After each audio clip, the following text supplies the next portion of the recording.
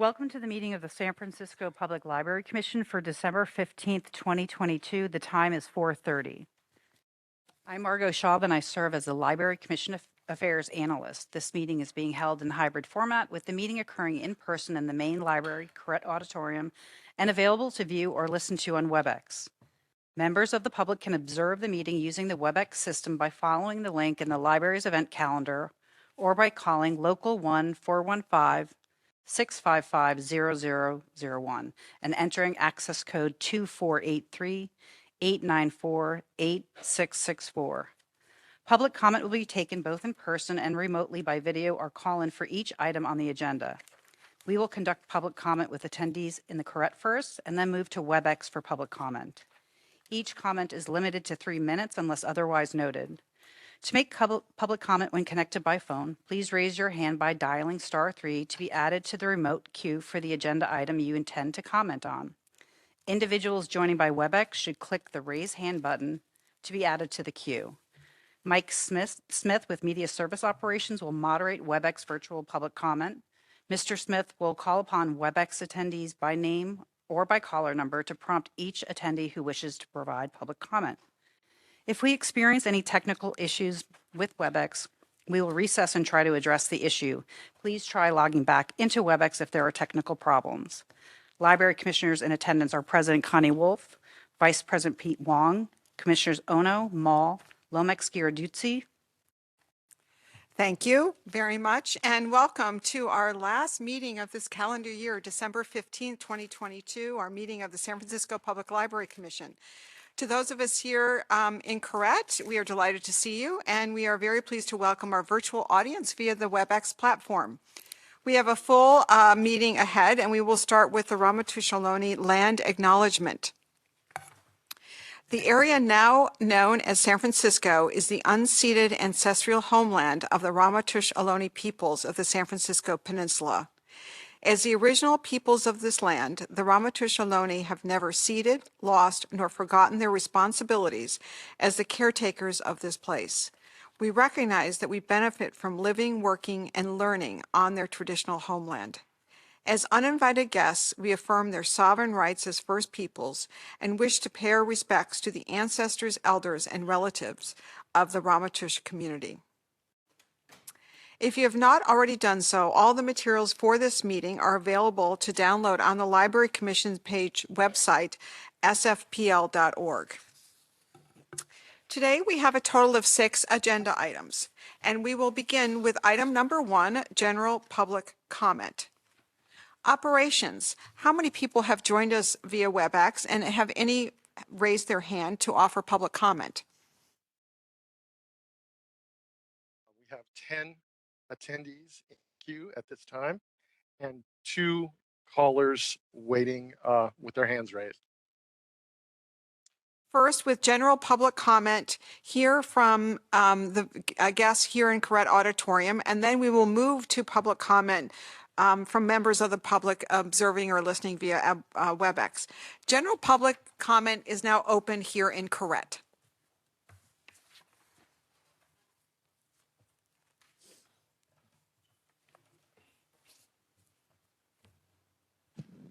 Good afternoon, Commissioners. Peter Warfield, Executive Director of Library Users Association, Library Users 2004 at yahoo.com. And we can also be reached at P.O. Box 170544, San Francisco, California, 94117-0544. I noticed that there wasn't a proper roll call and that we're missing 2 of 7 library commissioners, Mr. Bolander and Ms. Dr. Urania Isabel Lopez, and I wish that were clear. I'd like to comment about previous minutes, not this month's approval of the minutes. Your minutes are a disgrace. They completely trash and misrepresent or omit key matters that people have spoken about in public comment. And if anything, they not only omit, but they also misrepresent and seem to enjoy making them incomprehensible or sounding like they were meaningless. That's important because it's an example of how well the library is listening to the public in these meetings where you're supposed to, by law, take public comment and summarize it in your minutes. And that's, I'm afraid, a sad commentary on whether the library is listening and the library commissioners are listening. With respect to those minutes, for over a year, I've mentioned the toxic Facebook, and now more and more the toxic Twitter, that the library continually touts in much of its publicity and serves as a recruitment for people to be hurt by those platforms. Frances Haugen testified to the Senate over a year ago that Facebook puts profit over safety, and President Biden himself said Twitter should be looked into. You also rarely seem to be looking in basics of library performance. Why is the library, which is presumably civic engagement minded, it's got the Times, the Wall Street Journal, and the Chronicle in most branches. Where is the San Francisco Examiner? Where is the Washington Post? Where is the Financial Times and USA Today? All of which I can get at my local neighborhood location. And why are they not always prominently displayed and available to the public instead of sometimes being behind closed shelves? The daily operations, the routine operations of the library and its policies need to be looked into. I would also add lending monthly and weekly magazines out immediately is a huge mistake and makes them inaccessible to folks, much more so than if you had the old policy of keeping them available in the house. Thank you. Thank you. Any further public comment here in Correct Auditorium? Seeing there's no further comment here in Correct, we will now turn to general public comment via WebEx. Members of the public who would like to make general public comment on WebEx, click the raise hand button in the lower right-hand portion of the screen. And if you have called into WebEx dial-in number, please press *3 to line up to speak. Operations, how many callers are in the queue at this point? Madam President, there are currently 2 callers in the queue. Caller Francesca, your 3 minutes begin now. Good afternoon, everyone. My name is Francesca Mejia, and I'm a senior at UC Berkeley, calling to urge you to reschedule the Wall and Response exhibition without censoring the Arab Liberation mural. I'm currently working on an honors thesis at Cal for Chicano Studies about Chicanx solidarity with Palestinians in their fight for liberation. I am also an educator at a Jewish nonprofit in the Bay. I myself identify as an anti-Zionist Jewish Chicana, which is why this topic is so important to me, and I felt the need to give a public comment and express why it is so upsetting to me that this artwork is being censored.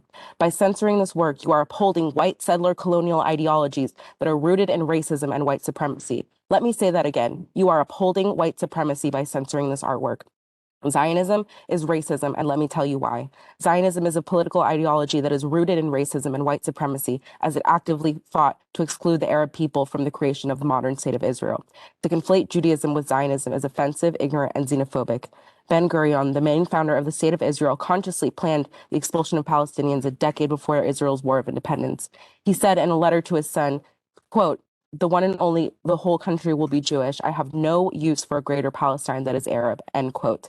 This is evidence of how Zionism as a political ideology is rooted in racism and white supremacy, as it actively sought to expel and exclude Palestinians in the creation of a Jewish ethno-state.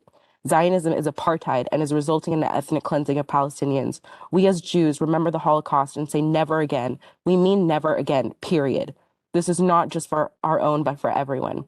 A genocide is still happening against Palestinians, and we must amplify this and make this known. So to censor a mural that is actively subverting settler colonialism by making a comment on how Zionism is racism is not only being complicit in, but actively upholding white supremacy.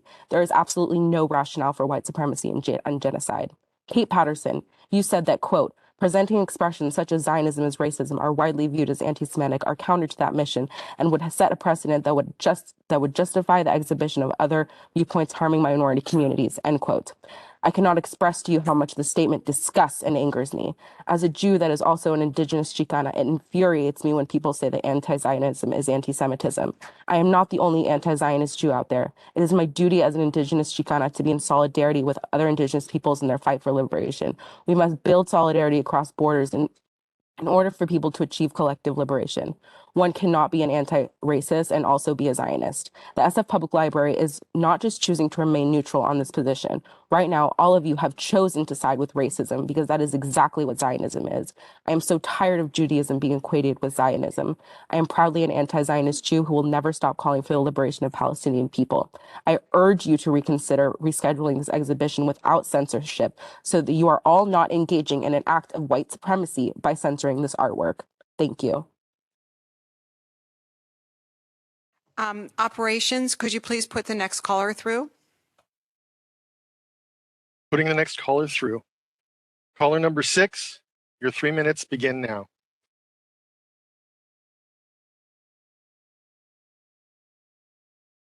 Caller number 6.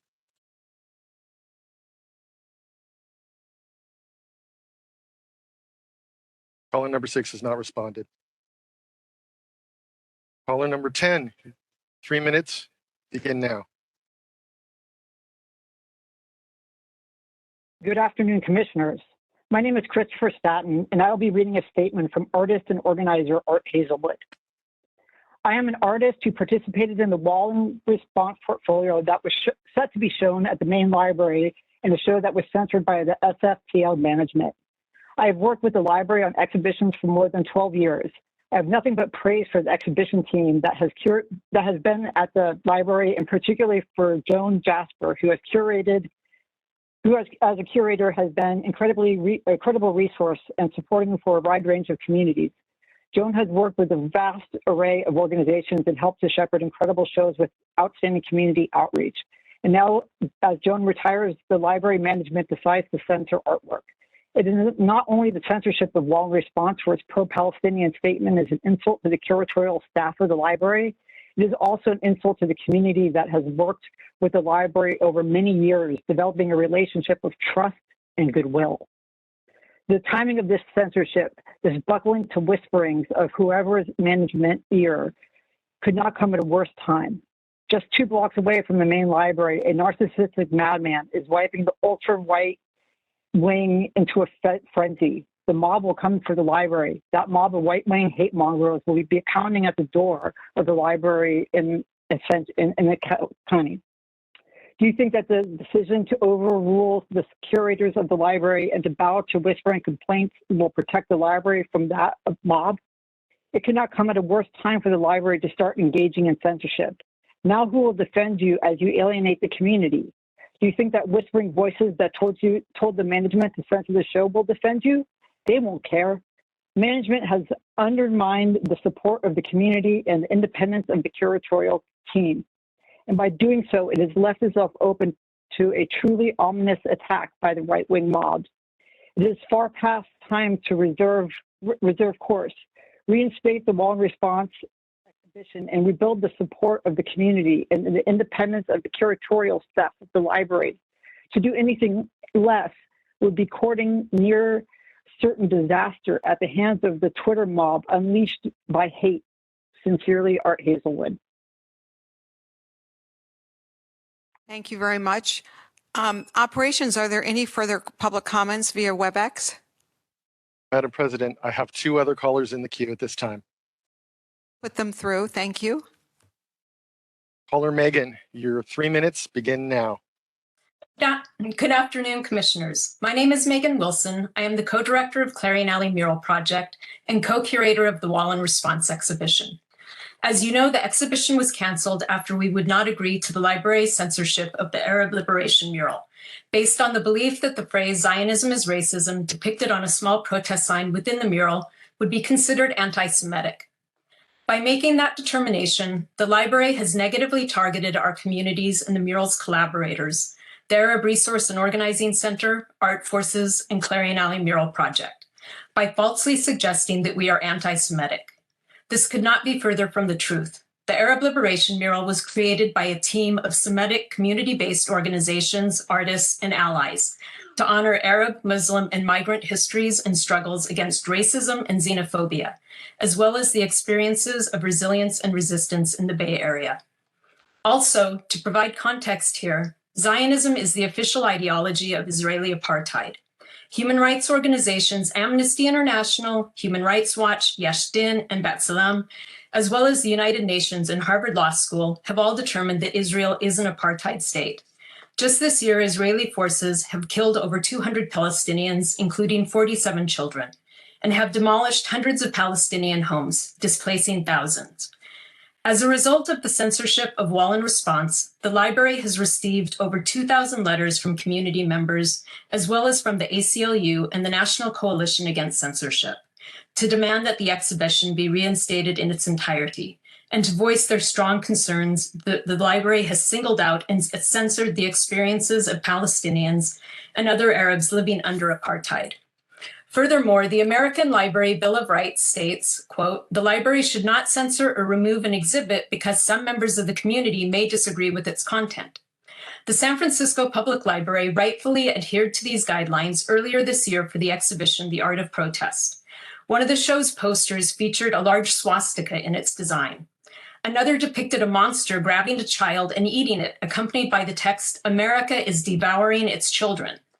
We do not agree with the library's belief that by showing images of the Arab Liberation Mural, it would create a harmful environment. That is a rationale used to ban books and school curriculums. The real harm to community comes from ignoring or denying the experiences of others. On behalf of Clarion Alley Mural Project, we ask you to please reschedule the Wall in Response exhibition and to work with us to provide thoughtful public programming, giving all the artists a platform to discuss the context for their work. Thank you for the opportunity to speak here today. Thank you very much. Operations, is there additional comment? I have 2 additional callers on the line at this time.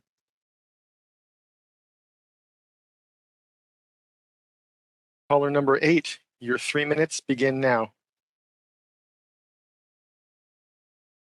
Hello, San Francisco Public Library. I'm Yusuf Alawi, a poet and writer involved in Wall in Response, organized by the Clarion Alley Mural Project with Megan Wilson and Masheen Wynn. I am Moroccan. I'm Colombian. I am Jewish. I am Muslim. I urge you to reschedule the Wall in Response exhibition without censoring the Arab Liberation Mural. The Clarion Alley murals are meant to initiate discussion and express important social issues. And they are not dead art, they are living art. Living art interacts with living people in living discussion without arguments and without hatred. The mural that was banned from display at the library has a sign painted on it, and the sign is a tiny slogan that says, "Zionism is racism." This is a key phrase that will hopefully encourage discussion and research on the topic of Zionism. The sign does not say Semites are bad or Jews are bad or Jews leave Palestine or Israel. The sign doesn't say Jews don't belong in Israel or Judaism is racism. Zionism is not Judaism. Zionism is a concept. Judaism is a religion. The sign says one thing, and that slogan puts Zionism on its head for better understanding. My grandparents on my mother's side were affected by the Tsar of Russia and the Fiddler on the Roof time in the Pale of Settlement and forced exodus. They lived in Poland and moved to Bogota, Colombia in 1929. Hitler annihilated everything they left behind. So our family has nothing and not many relatives. And also, at that point of history, the Fiddler on the Roof time was also the birth of Zionism.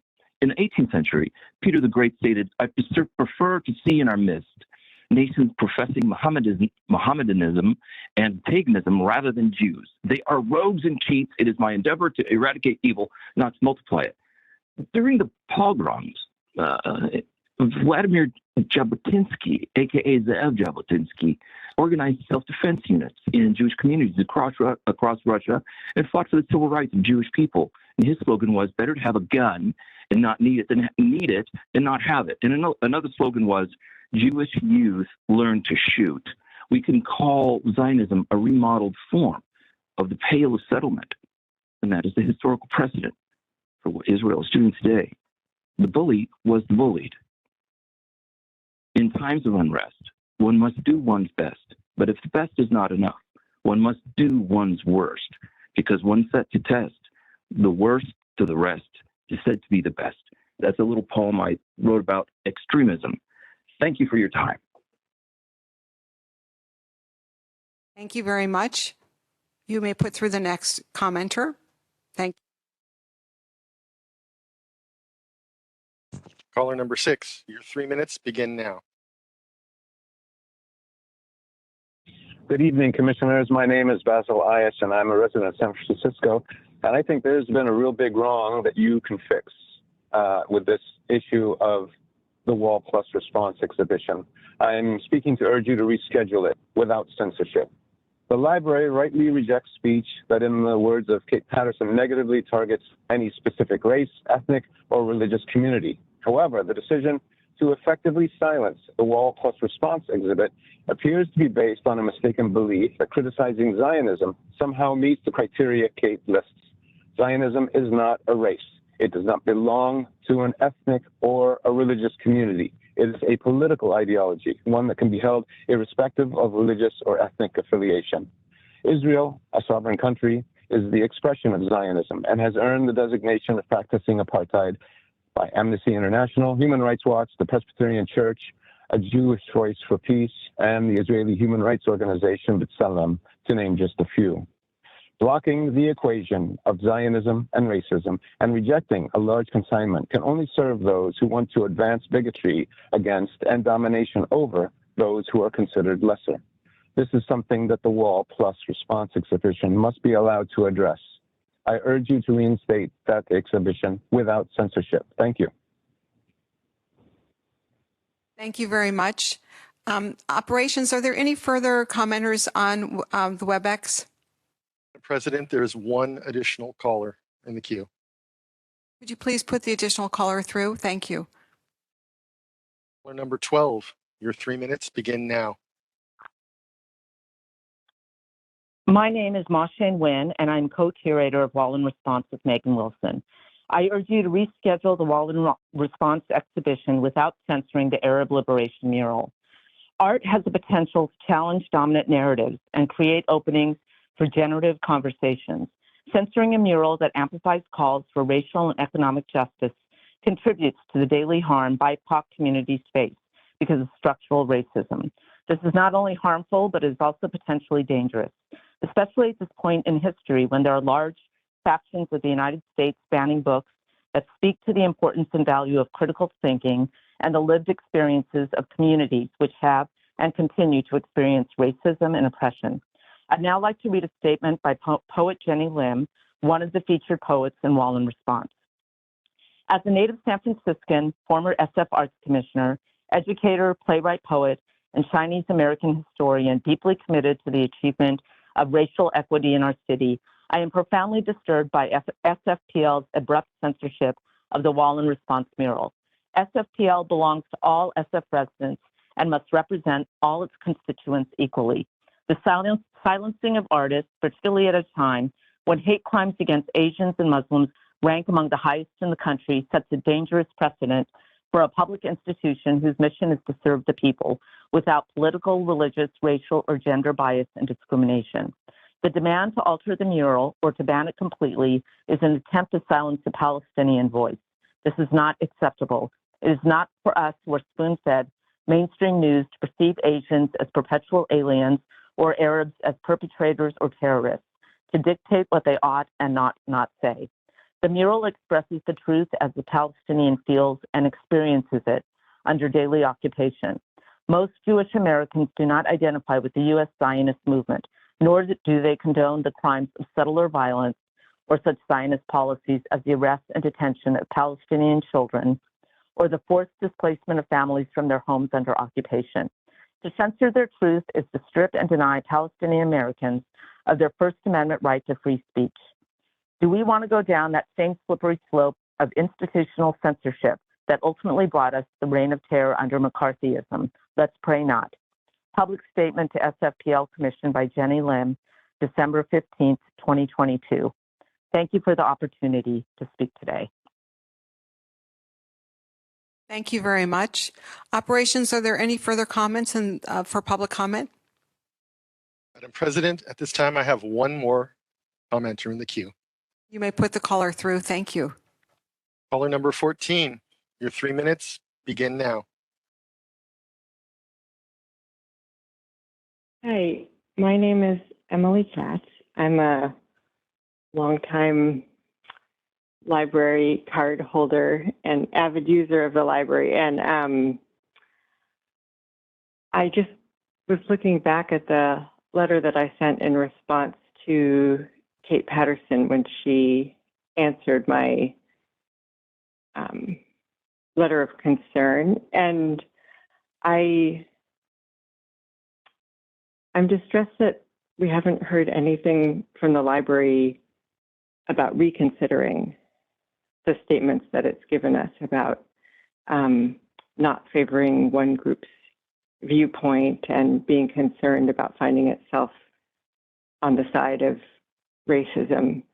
And so I'll just add an affirmation to what the previous callers have said, that Zionism is an ideology. It's a political ideology. And so critiquing it and acknowledging that the ideology is an expression of racism in the same way that, as people have pointed out, Amnesty International, Human Rights Watch, the United Nations, President Carter, it's just endless figures whom we rely on to speak about what is right and just, have identified Zionism as apartheid. And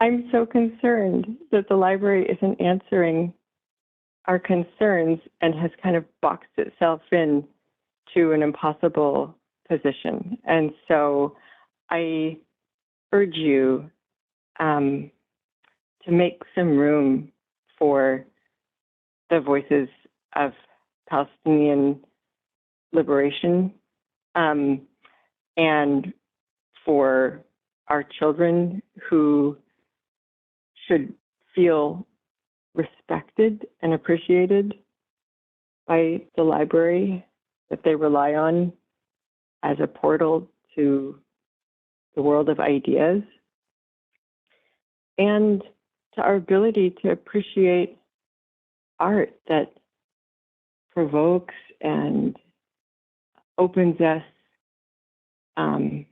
to feelings and to an understanding of the. Thank you for your comments. Operations, are there any further commenters in the queue? Madam President, at this time, there are no further commenters in the queue. Thank you. Hearing that there are no further commenters in the queue, public comment is now concluded. Thank you very much for all those who participated in public comment. We will now turn to item number 2. You will see that we've added the agenda item of the minutes review and approval up to the top of the meeting. This is a discussion and possible action to approve the November commission meeting minutes. We will open public comment before our commission discussion and action on this item. Public comment is now open on this topic here in Corrett Auditorium, and we will continue with public comment on this topic online afterwards. Public comments now open in Corrett.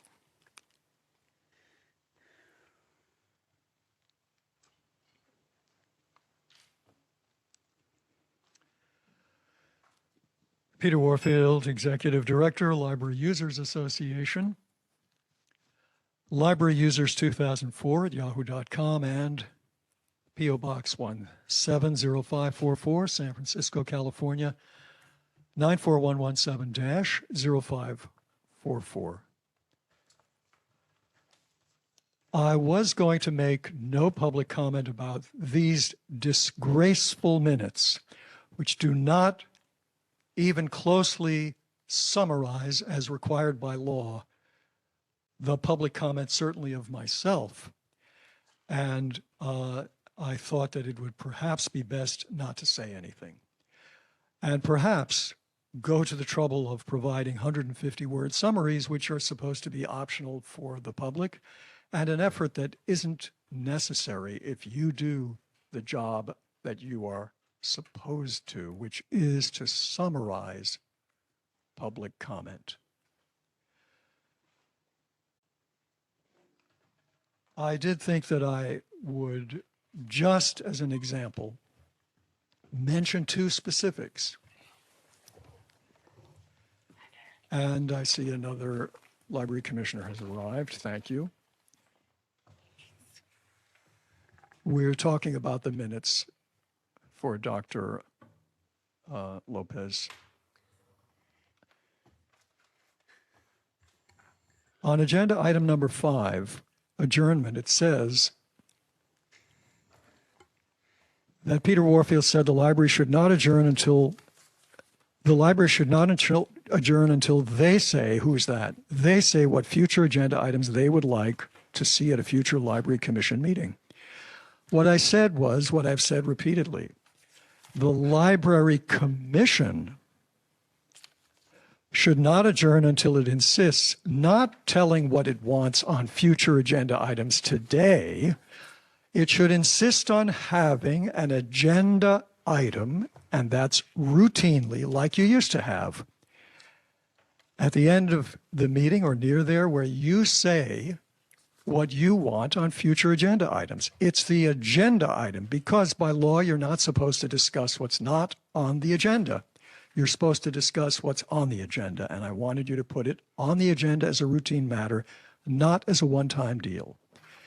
And on the minutes, approval of the minutes, item 4, I didn't comment about my previous comments on the October commission meeting. I commented about what you got wrong and what you should actually say about what I actually said, what you left out about the toxicity of Facebook, the inappropriateness of the library continually touting it, and so on. Thank you. Thank you very much. Is there any further public comment here in Correct Auditorium? Seeing there's no further comment here in Correct Auditorium, we will now move to our callers on WebEx. Operations, are there any commenters in the queue and WebEx?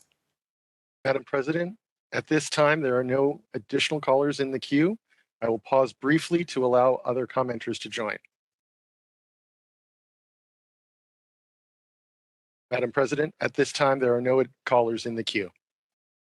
Thank you very much, Operations. Hearing there are no further requests for comment, public comment is now closed. And we move to the commission discussion and action on item number 2. Would someone like to make a motion to approve the minutes of the November commission meeting?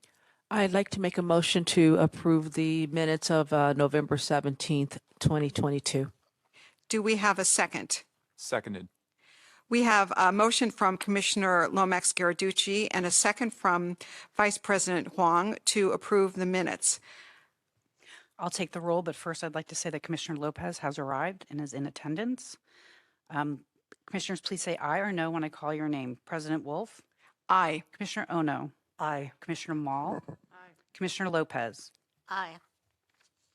The motion passes unanimously. We now turn to item number 3, which is discussion on the fiscal year 24-25 budget, where we'll have an update. And I turn the meeting over to City Librarian Michael Lambert. Thank you, President Wolf. Good evening, commissioners.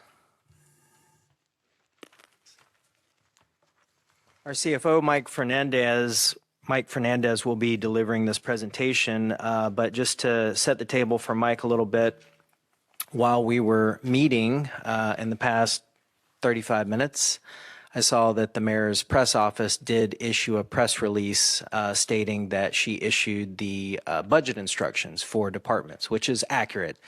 Right before this meeting, I attended a department heads meeting in which we heard the budget instructions. However, the CFOs from all the various departments, they still need time to receive these budget instructions as well tomorrow and incorporate that guidance into our budget process here. So we will certainly perform our due diligence before the January 19th budget presentation. But in the meantime, our CFO, Mike Fernandez, is here and he's going to deliver this presentation. Thank you very much, Michael. Good evening, commissioners. Thank you for having me again this afternoon. Today I'll be providing you an update, as Michael alluded to, the upcoming budget, and build upon that overview I gave you last month. So the budget, just as a quick overview, the budget process mirrors, again, very similar to last year. The mayor, as Michael alluded to, the mayor instructions, I'll be getting them tomorrow morning. Excited for them. In these instructions, the mayor and the controller, what they will put in the instructions is a few things. One of them is that they will determine the amount of the library preservation fund we have available in the cycle, so for the next 2 years. There are that will determine how much we have for fund balance, and of course if there's an estimated budget shortfall, that will come out more specifically tomorrow, and how it impacts the library. We have a few things that in this stage we're still a bit unknown. The interdepartmental work order agreements, some of them we're still negotiating right now. We're negotiating them even this morning, and that will continue. As well as, just so you are all aware, there's some centralized work orders that all departments have essentially for utilities and things like that. That we won't know through this process. That gets determined quite a bit later on. So that we won't know for a while. But that won't stop us from moving forward with the budget process. As far as capital goes, we're still in the capital planning process. Included in today's presentation, there will be some updates on what the capital will look like. But we're still working through that process. It's not final yet. So where we are in the calendar, this looks very familiar.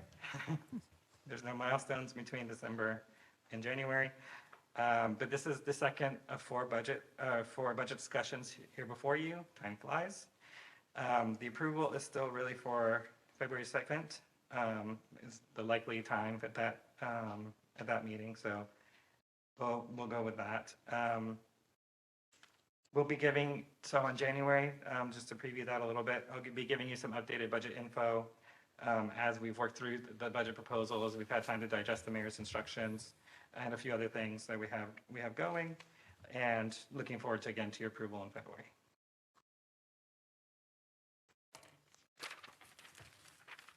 So we'll start off, again, it's just a little reminder of what we approved last cycle that really starts as the base for this cycle. We approved fiscal year 24 already. Here you can see it broken up on the left side by type and the right side is by division. As a reminder that everything on the right side is fully loaded. So that's materials, labor, everything put together. Of course, so if you look on the left side, labor is our biggest investment. People at the heart of the library. It's really, that's the biggest thing we fund. We have these beautiful buildings, it's amazing collections, but at the same time, it's the people behind them that really we invest in, as it should be. We did set aside a small reserve, I'll point out on the left table there at the bottom. That will help us as we start to look through these budget proposals and also help buffer against any kind of revenue shortfall that we might be experiencing, which I will see tomorrow. And yeah, so that's what I want to point to on the left-hand side. On the right side, I just want to point out that our biggest investment by division is, again, our branches and mains and community programs and partnerships. So, all of our main programming, all of our really delivery, it makes up over a third of our budget every year. The collections comes in as the next largest investment that we make.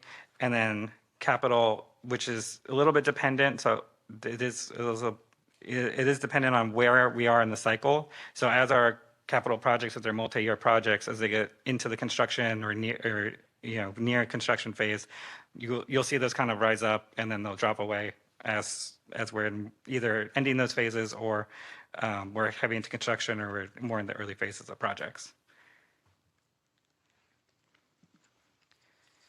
So for our budget priorities, these really are the lens at which we really review and assess all of our needs when we're really building our budget. We are, of course, looking forward to kicking off that process next month to work through the next round of strategic planning. We also, in addition to our library priorities, we do look to align our priorities with the mayor's priorities. You know, chief for the library, where we fit in, is economic recovery and equity. As we've alluded to the last couple of meetings, this budget is really, like, you know, we anticipate this will be largely a status quo budget.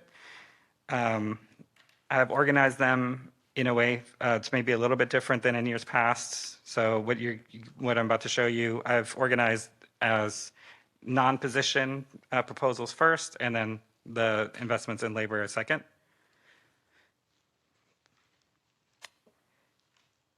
So all of these are, of course, revenue permitting, but these are our ideas at this point that we're ready to show before you, ready to bring before you for discussion and your input. So for that's a little dark. So for the server equipment refresh, which is the first one there, this investment would allow for servers to maintain a 4-year production cycle, meaning we are able to refresh them every 4 years. The purpose for why we need to, update our servers so frequent is really for cybersecurity. One, as you know, they need to get updated so they're the latest and greatest, and incorporating all the defenses against new threats, as well as resiliency to make sure we have redundancy and backups should the need arise. The next one is the CIP for state of good repair. This one is really a little bit change in the model, especially with inflation so high. We went ahead and looked at what inflation was likely to be and said, we should really start bumping up bumping up that number to make sure we're keeping things in a state of good repair. These things are certainly not immune to inflation, so we're looking for a small increase there. The main library safety enhancement projects. These are really a group of projects that are a culmination of a lot of work with Public Works architecture over the last 2 years. And the reason why we've been working with them is but the safety projects that we're looking at, we really want to make sure that we maintain the architectural integrity of the building. So it took a bit of planning to get here, but they're finally ready to get those going. On the Ocean View project, we looked at what the likely timeline was for the bid, for the future bid, and what the construction timeline might end up looking like. It's very early stage, so it's really hard to predict what it will be like. But when we looked at the original longer-term funding plan, called for a lot more money in fiscal year 25, and we've scaled that back a little bit. But in doing so, we're asking for a little bit more in 24, so that we have the funds available should we need to really, should when the need arises, as it's projected to. So we have that investment in place. For the next one down is the DigiCenter book scanner. So that's for the main library. The reason why we're looking to make that relatively modest investment is that we had a partnership with the Internet Archive, and we're able to use their scanner, but that partnership's over. So it's time for the library to go ahead and look to make an investment to allow this book digitization to go forward. It's really important to make this investment so that we allow free public access to unique, rare, fragile, and other high-demand books. On the exhibition side, now that we're really reopening, so in the next one down, the exhibition supplies. Now that we're in the process of reopening, we're seeing where our exhibition teams are doing quite an increase in their exhibitions. Actually, 140% increase year over year on the exhibitions, and the materials needed really, do take a beating and get kind of consumed in the process. So being able to maintain that level, we need to right size the budget so we're able to do that. And lastly, we were looking to add a laptop kiosk to the main. We actually have 19 such kiosks in the system right now. And what we're looking for is a kiosk that will hold about 12 laptops here at the main.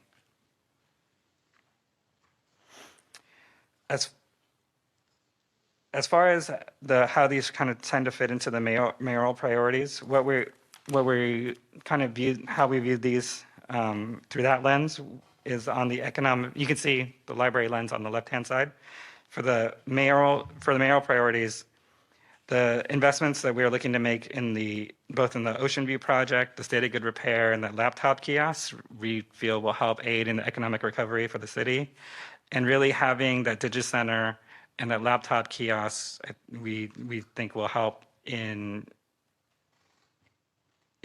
working towards a more equitable system to allow better access and access for those who don't have access right now.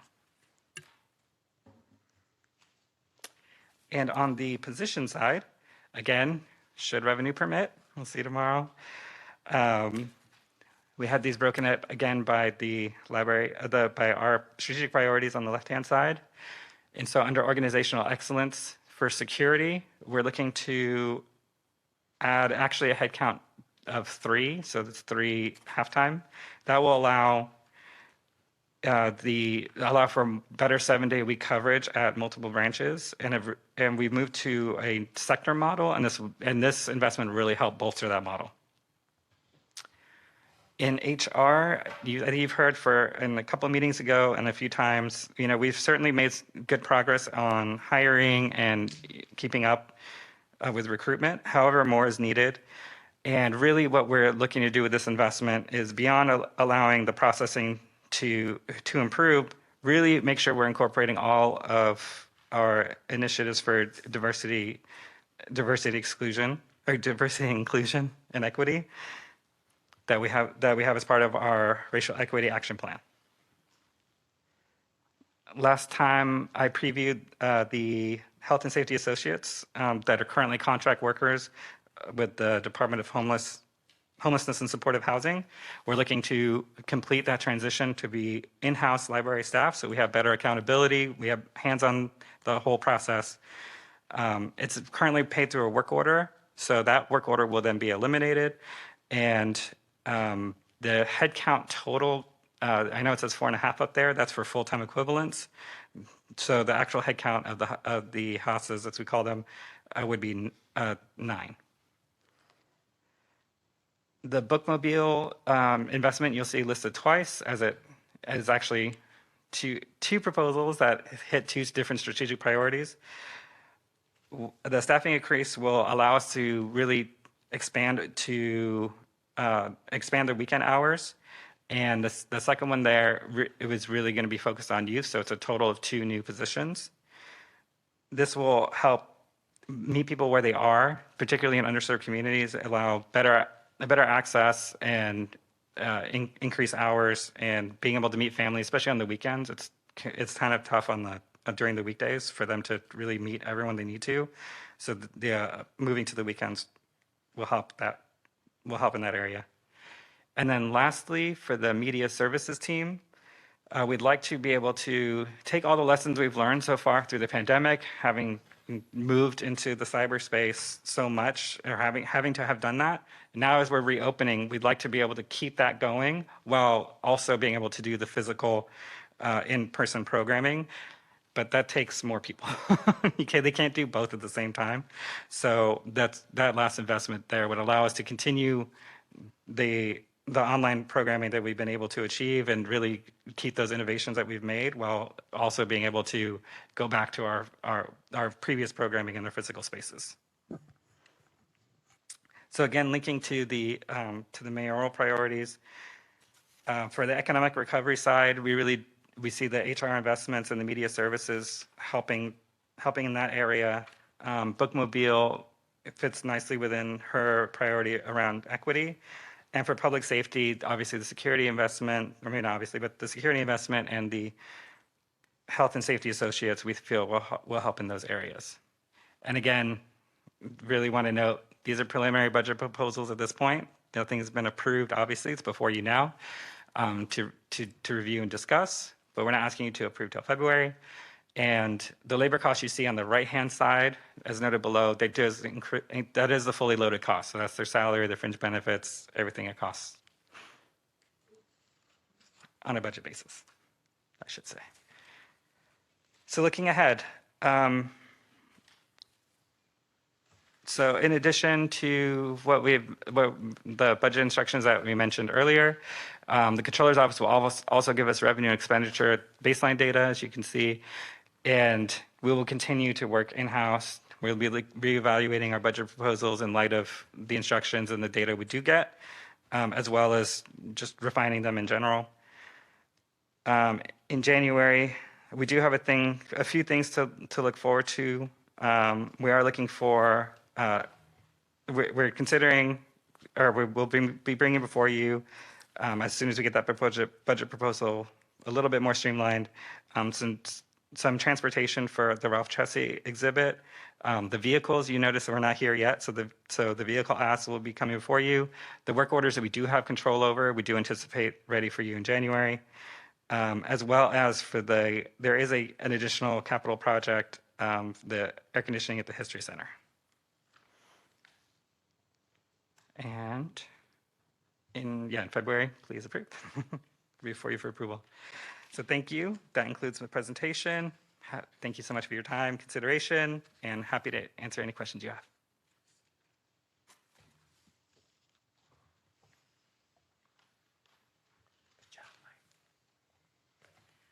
Oh, thank you. Thank you so much, Mike, for your presentation. You might want to just stand, be available for questions from the commissioners.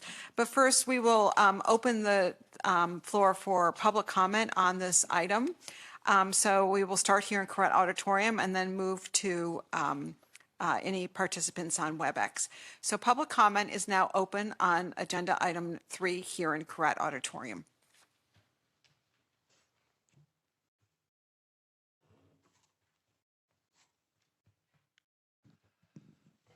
Good afternoon. Peter Warfield, Executive Director of Library Users Association, Library Users 2004 at yahoo.com, and P.O. Box 170544, San Francisco, California, 94117-0544. Thank you for the presentation, but it seems a little short on details. Your capital section, 20.75 millions. The only other mention of capital was Ocean View, and that had a pretty mysterious mention of a line, and it wasn't clear to me whether it's increasing by $1 million from 15 to 16 or whether it was spreading things around or what. These partial phrases are not very explanatory. Overall, I'm very concerned with what I've talked about before, and one of these things is debookification, and the other is access as well as equity in access. So in looking and using the library, it seems more and more that there are books that are available or not so available in print form, but have multiple versions of the electronic version, which in many cases are completely or largely available. If you put your money into unused electronic and then boast about how popular it is, and give people a lot more opportunity electronically. Well, yeah, if you have waiting lists for books in print and no waiting list for electronic, that's putting the thumb on the scale, to put it mildly. There are also books more and more that seem to be available only electronically, and that cuts out the people who don't have access to the appropriate technology, all of the vulnerable populations, minorities, poorer people, and so on.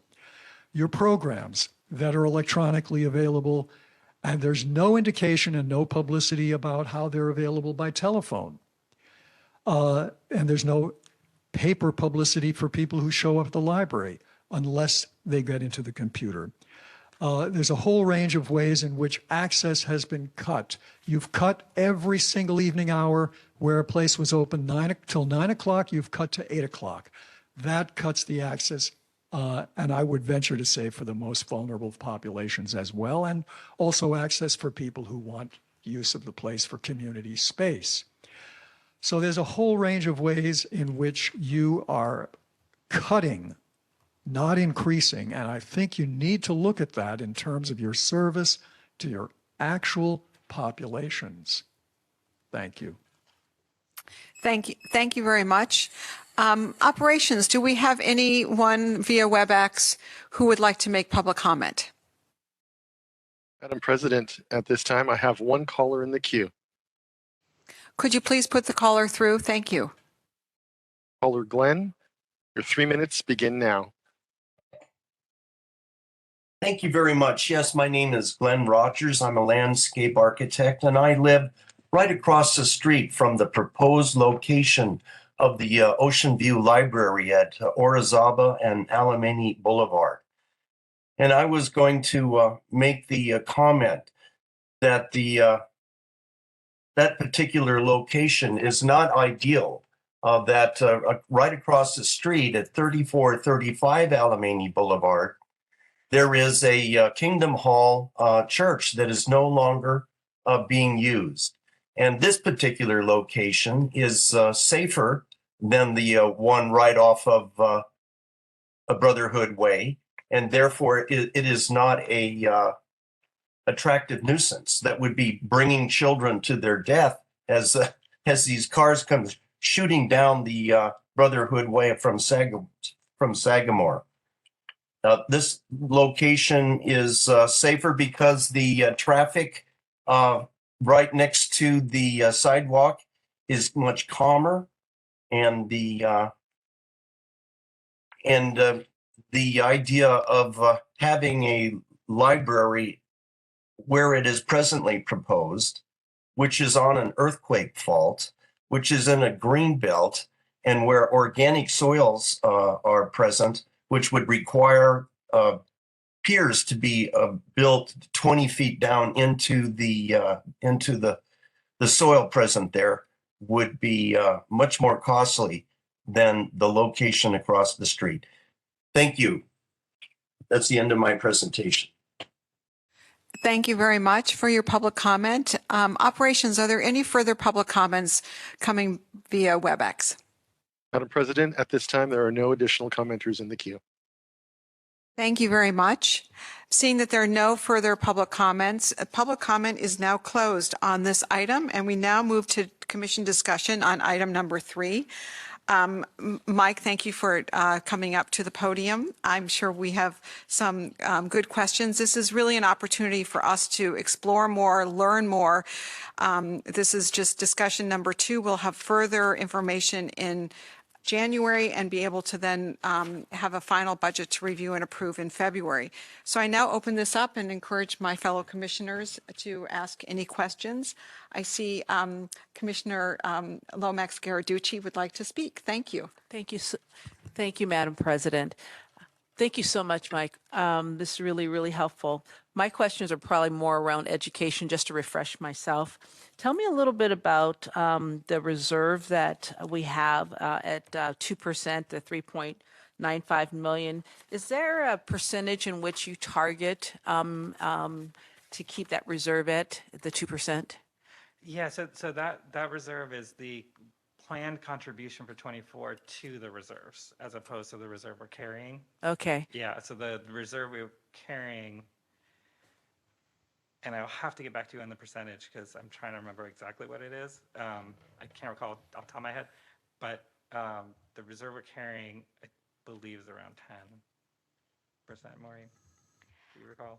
I'd have to double check the percent as well, but this reserve here from the prior budget cycle was when all was said and done of the proposed expenditures, we had additional revenue, and so we felt that it was prudent at that time to set aside this money, anticipating that inflation would occur, or as we do every budget cycle, we have additional budget proposals to consider. And so this is sort of setting aside those funds as an initial source for funding any of the budget proposals. No, I actually like that very much, and I understand the thought process. I was just wondering if there was a percentage threshold. We can find that out at another time. And then another question I had, when you had said this is largely a status quo budget, just for clarification, what do you mean by that? By status quo, no, what we would think of as large organizational shifts, major changes, major new capital projects. The capital projects, like the largest one as in Ocean View is an already established capital project. So in that sense, it doesn't have, this budget does not contemplate, major shift or major changes that would require a relatively large investment. Just knowing that the cycle that we're going into, we thought it was prudent to, wait until we see the numbers and see what we're working with before we do that. So as far as new investments, that's what I would mean by a status quo budget. That wouldn't preclude us from making changes internally or organizational shifts that were more cost, budget neutral.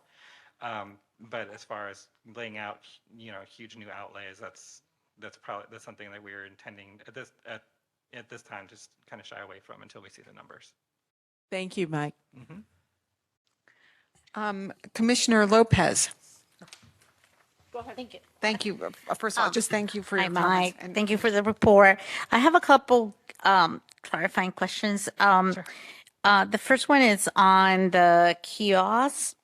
So if I'm not mistaken, you said that there's a total of 19 already throughout the branches.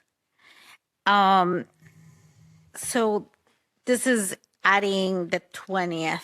Correct. And then, so leading to my question here, how many, because the kiosk is for computers, correct? Yeah. Yes, Commissioner. That's Okay.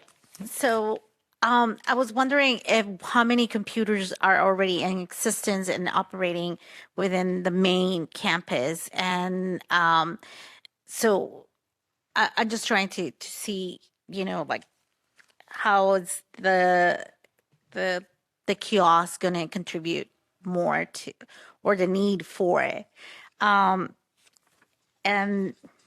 so that's my first question. So on that one, I would have to find out how many we have in our total bank. So we can circle back. I don't know off the top of my head, but Michael might. Or Our chief of the main library is here. She may be able to shed some insight into that.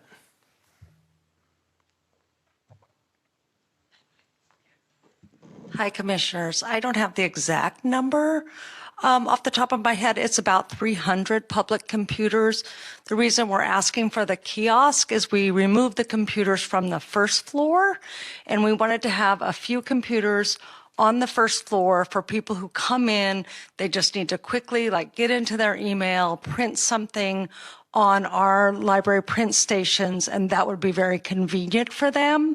It is also a way to try out that model of service for the main library at a very low price point.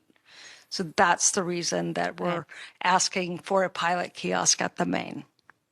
Thank you. Thank you.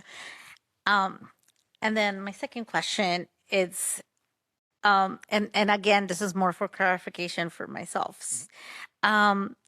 On the same page, you have refresher submit as equipment server. Can you elaborate on what equipment are we talking about, and does that include the computers? that's an excellent question, Commissioner. That the server equipment itself is a bank of, you can think of them as computers, but they're really where we store the data, where the internet connection comes in and out, and really where we back up a lot of information. It's where we store, sometimes temporarily data coming in. So sometimes the ebooks. So it's a large bank of equipment. It's not public use computer. It's not like a staff computer or anything like that. But it's really how we move massive amounts of data in and out through the system. Got it. Thank you. Thank you very much. Commissioner Mall.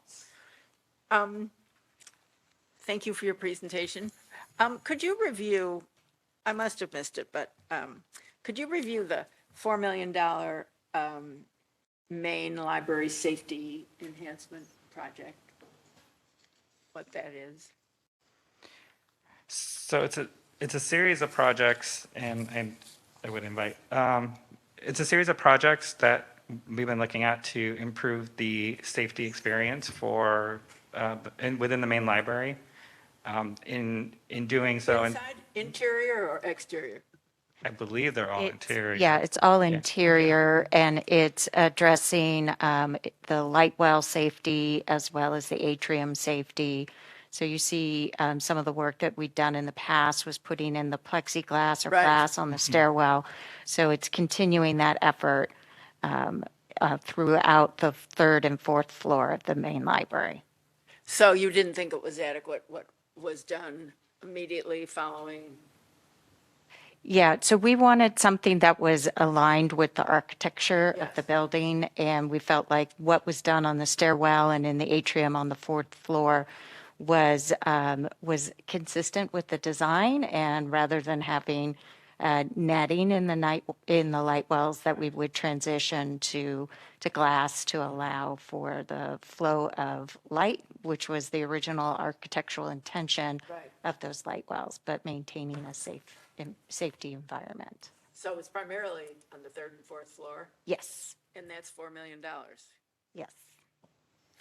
Yes, this Yeah. building is approximately 376,000 square feet, multi-level, and if you just walk around those floors and tally up the number of light wells, it's a significant amount of square footage. And we rely on our partners at Public Works for this work, and they have their overhead. There's, the Bureau of Building Repair and all of the materials which have gone up in cost. So it adds up. So you don't contract this out to anyone else. It's always, this is just a, That's right. Public Works, they have this market cornered, so to speak. They have the right of first refusal. Yeah, so traditionally what happened is Public Works helps us with the design of projects. They determine if they have the in-house staff to do the work, or if they don't have the capacity, then it is put out to bid for an outside contractor to do the installation. In this case, it would be the installation of glass that would be consistent with the design work that we already did on the stairwell and on the fourth floor atrium. so you foresee that coming in this year's budget, doing the work? Doing the work would be in '24, so this would 24. allow us Oh. to allocate the funding. We could continue with some of the design work that Public Works has already started in the current fiscal year, and then transition to do the actual work and installation in the upcoming budget. Thanks. Sure. Thank you. Vice President Huang. Just one quick question. I know we've tossed a lot out there, but looking at just again the refresh server equipment line item and the proposed change amount for FY24, and then tying that with the FY24 uses in IT, which is currently 8% of total usage. Do we expect, and maybe I expect the answer to this is we'll get back to you, but like on a multi-year time frame, do we expect the 8% to grow? Like, do we expect the cost of maintaining IT assets and services every year to go up? Like, I'm just conscious of any surprises amounts that end up just recurring over and over again, such that our IT budget starts to look more like 11-12%, or sorry, 11-12% rather than like an 8% in some future scenario. Thank you, Vice President. That's a very good question. I would say on a percentage basis, it may fluctuate some, but it may not be because of how it's being driven. So on the capital side, for example, the capital side, which actually tends to have larger oscillations, if the capital investments decrease, right, that's going to push all the percentages up. So as a percentage basis, in that framing, that could look different. On the Overall, though, I would say compared to the other, more operational steady state budgets, when we've looked at it for the next couple of years, it does not look that way at this time. So I would not expect it to. But we always review it every cycle, so we will see. But at this point, I wouldn't anticipate it. Okay, thank you. Thank you. Commissioner Ono. Hi, thank you very much for your presentation. I was looking at the budget priorities, and there are 6 of them, but in your breakdown by the non-position and position investment, Partnership for Excellence wasn't mentioned, but I know that it's always there. So I'm just assuming it's built into the rest of the budget. Yes, that's accurate. So as our CFO said at the outset, this budget is relatively conservative. It's a status quo budget, as Mike mentioned. So certainly our existing ongoing investments in our programs and services are still reflected in our strategic priorities. We're just not calling out any new investments this budget cycle for that particular budget priority. That's what I figured. The mayor coming out with the budget instructions, is this about the same time every year, or is it a little later? It's about the same time every year. I was in preparation for today's presentation. I was looking over the prior year's presentation, and similarly, the instructions were just following this commission meeting. She doesn't know our schedule? No, Or maybe she does. I don't know.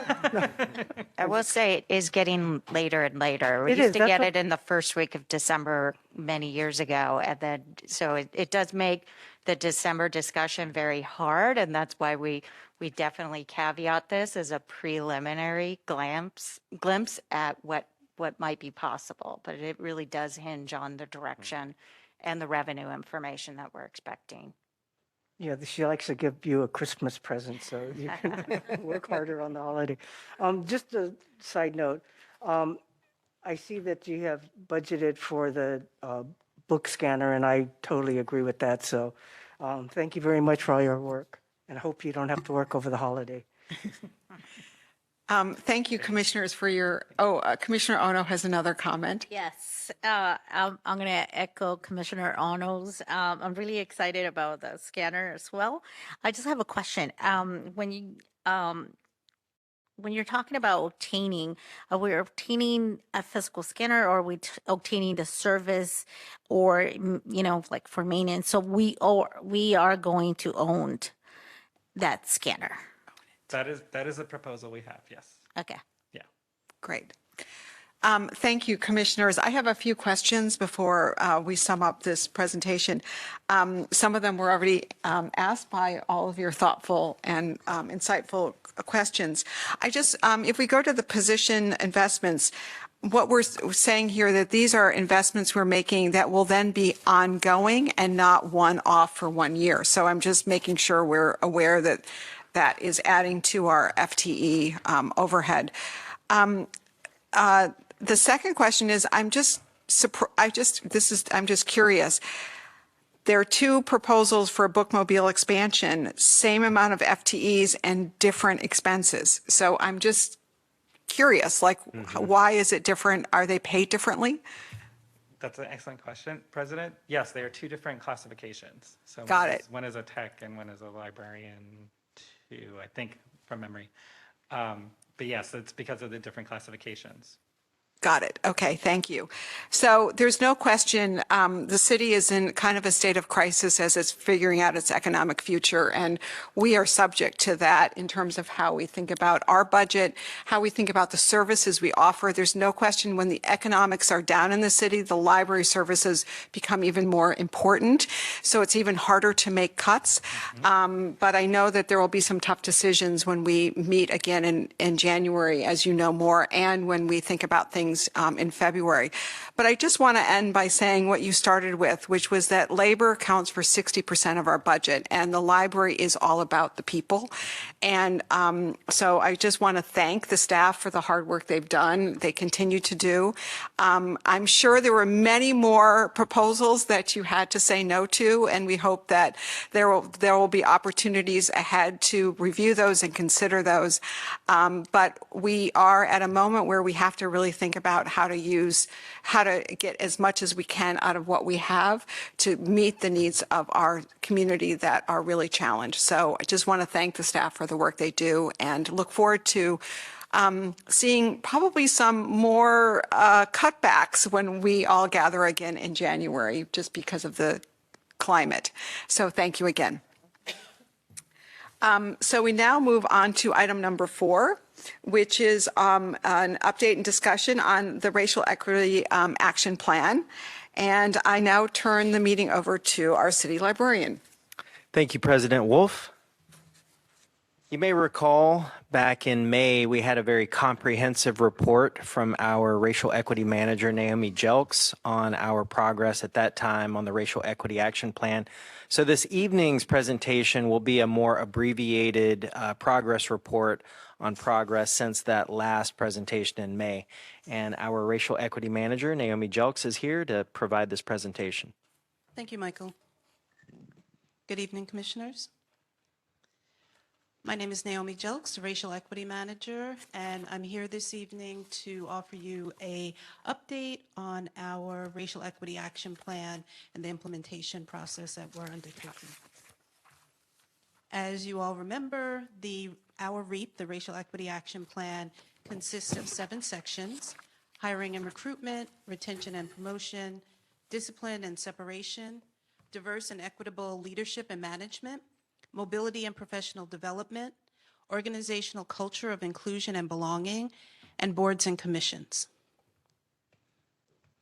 In May, I was here to talk to you about some of the work that we had done up until that point. In May, we had pulled forward work from each of the areas. We were really proud of that work, shared that with you. We reported that out to the Office of Racial Equity, and we're awaiting feedback from the ORE about our progress as a department. This evening, I'm going to talk to you a little bit about ongoing implementation of the REAP and some other additional items that I want to make you aware of. So this evening, we're going to focus on 4 areas: discipline and separation, diverse and equitable leadership, organizational culture of inclusion and belonging, and mobility and professional development. So under discipline and separation, we have the goals listed, and the 2 primary areas that we worked on were to mandate all PPARs for supervisorial classifications, to include 24+ training completion within the probationary period. The PPARs, as you may know, are the performance plan and appraisal report that each employee has. It's reviewed annually to provide the roadmap of the work they're going to undertake. And we also are requiring that those same supervisorial classifications complete implicit bias training, including all new hires, folks who are hired into the supervisorial classification. And the implicit bias training is important because it really defines what it is and how it influences how implicit biases influence us and the decisions that we make. And the training is also quite good because it includes tools and strategies to address bias and create an equity and inclusion. So I think in this area, these accomplishments are really supportive to frontline staff, specifically those who have direct reports. Diverse and equitable leadership, the goals are also listed here. The first bullet point looks at our first accomplishment, which was to develop and include hiring and recruitment inclusivity statement in library job announcements. And I believe that's going to roll out in 2023. And I think that what I think about is, having that inclusivity statement really affirms the library's commitment to racial equity in an overt way. If you ever read out job descriptions, it's real. When you read job descriptions where that is included, it's nice to see that on the front end. This second bullet point is actually under mobility and professional development, and it reads, the goal is stated right there. And in terms of accomplishments in this area, there are many. So we communicate with staff about existing benefits, any new benefits, to really help them, kind of stay abreast of benefits that exist. And that really comes out of feedback that we got from staff in the initial racial equity survey that we pushed out to staff several years ago. So I wanted to include that in this piece. Supervisors and managers to communicate with staff across all classifications about trainings during the PPAR process. So this area is really heavy with work that we're continuing to do to support the PPAR process. Also listed is enforcing or further developing a culture of learning amongst our staff. So supervisors and managers will communicate and prioritize learning opportunities for staff across classifications. Again, that's some information that we're pulling out of the survey that we got from staff around what kind of stuff they're looking for from us as an organization. Alerting staff about other, benefits related to employee assistance program and HR policies on an ongoing basis, to talk to staff about reimbursement opportunities so that they're aware and they can take advantage of those opportunities. And also, I think we're really working hard to have a one-stop shop where folks can get information, because we're the library. There's a lot of information available to staff. So we really want to leverage StaffNet, which is our intranet, where staff find variety of information about resources, about benefits, learning opportunities. So really doing work to direct folks there and further develop our supervisors who are currently working for the library, but also a lot of the new staff who have been hired to kind of just get into this proactive communication loop. So we're sharing information in ways that are equitable across classifications. Under organizational culture of inclusion and belonging, we've, during the first quarter, onboarding newly hired employees, we will include information about the rights for parents to breastfeed or chest feed at any location. So again, just kind of keeping staff abreast of new information that they'll need as employees within SFPL and directing them to where they can get more information, and empowering our supervisors and managers to know themselves where to get that information so they can share it with staff. Oops. Lastly, a couple of things coming down the pike. Again, working with DHR to schedule PPAR trainings in Q3 and Q4. So that's something we already do. But as we come more fully online, coming out of the pandemic, we want to make sure we pay attention to that piece. So we revisit how to write high quality PPARs. And for the new staff onboarding who may be unfamiliar with that process, they're getting that information in a clear and consistent manner. Updating our StaffNet page, including one-stop shopping for the training page on StaffNet, so people aren't having to poke around at different sites to find basic information.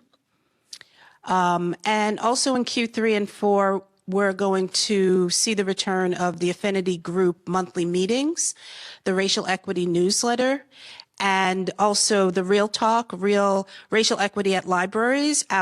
We have a system-wide, all staff training at our all staff meetings that happen the 5th Friday of any month. So we're striving to have 2 trainings before the end of the fiscal year.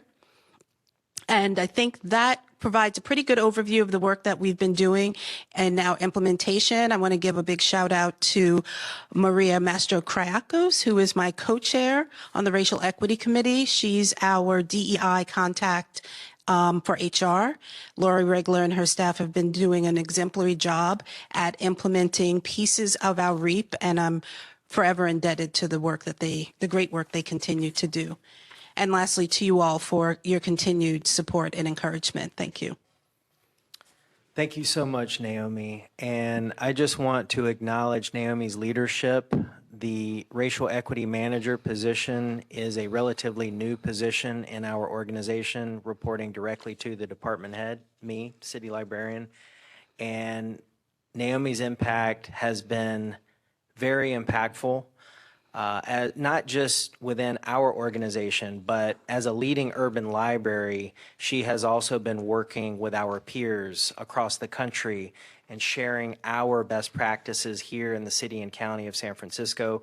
People are looking to us for guidance, how to get started, how to measure success. And I just want to appreciate publicly Naomi's leadership and being an ambassador for the work we're doing. Thank you, Michael. I'm here for any questions. Thank you so much for the presentation. Before we open this up for public comment, before we have a comment and questions from the commission, I want to open it up to public comment. We'll begin here in Corrett Auditorium and then move to public comment via WebEx. So public comment on this item number 4, is now open here in Corrett.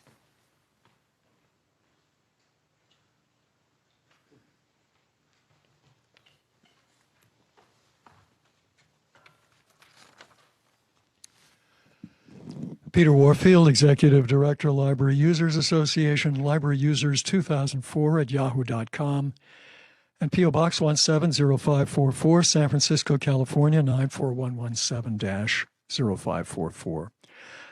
The primary focus of this discussion is mentioned as phase 1 of the Racial Equity Action Plan update, which on the first page says internal programs, practices, and policies implementation update. And I appreciate what we've heard, but there are a lot of questions. So for example, where we talk about professional development, I haven't seen any mention of budget.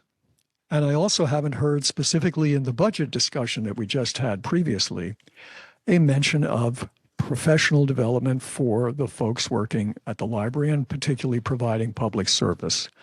Quite some years ago, I was astounded, and I haven't done this recently, but I was astonished that the entire library's training and education budget was $50,000 for more than 600 full-time equivalents and almost 1,000 employees.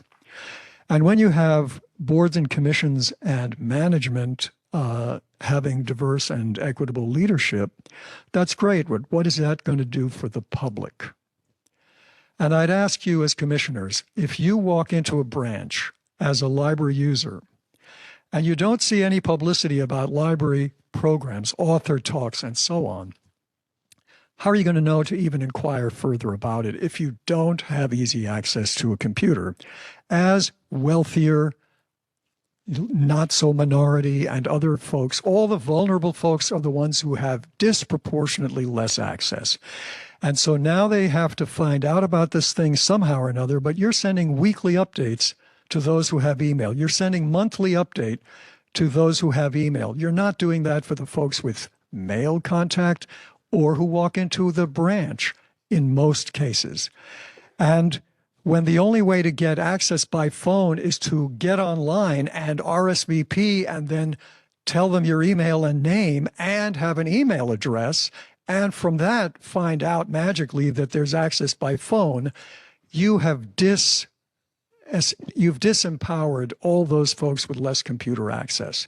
And that goes for the folks who don't have the technology to read, the Kindle or the other things that you've made available only to the folks who can pay to play.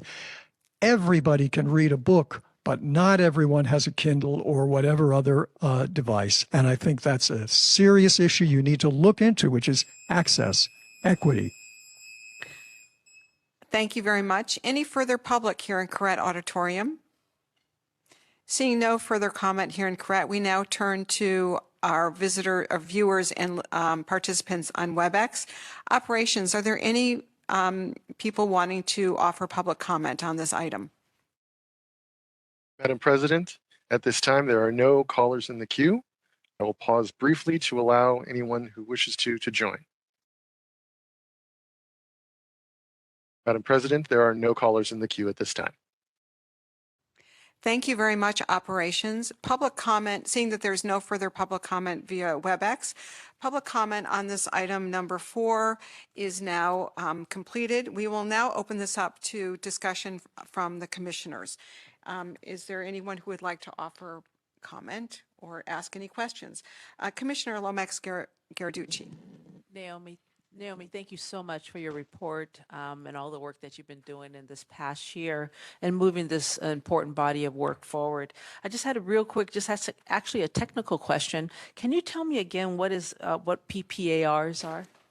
It's performance plan and appraisal report. Okay. And so those happen annually. So when you're hired, you work out with your direct supervisor what your PPAR would be, lays out your work plan for the year. Programming, outreach, professional development. That's wonderful. I figured it was something like that, but I wasn't quite sure. And I have a question as a practitioner myself about the anti-bias and anti-racist discipline factors. Are there particular lists that have been put together to help people understand what anti-racist discipline looks like? It kind of helps them go through it. So when you're referring anti-racist discipline, can you explain a little bit more? So I'm tapping into the resources that we've provided. Absolutely. I'm trying to see, where did I read it? Because that's something I haven't incorporated in the practices that I've been engaged in. So I just want to make sure that I'm learning from it. It's right here. What page is on? Oh, okay. It says SFPL will analyze current discipline and separation data by race and develop action plans based on biases identified. Then it goes towards including training for all managers on anti-racist discipline practices. I just want to learn more about that. Thank you for pointing that out. So with the goals, that's pulled directly from our REAP. And so part of our implementation process, we go back and fine tune language. That might be some language we're going to fine tune. But, basically we're trying to look at both DHR and other learning companies that we contract with for learning anti-racist discipline. So we have Learnit that has onboarded. They have a cohort of, I think, 5 classes, anti-DEI, anti-racist classes that the Racial Equity Committee is piloting with the idea that we would then, once we give the thumbs up to HR that this is a value, then it would be rolled out and made available to library staff as a whole. Great.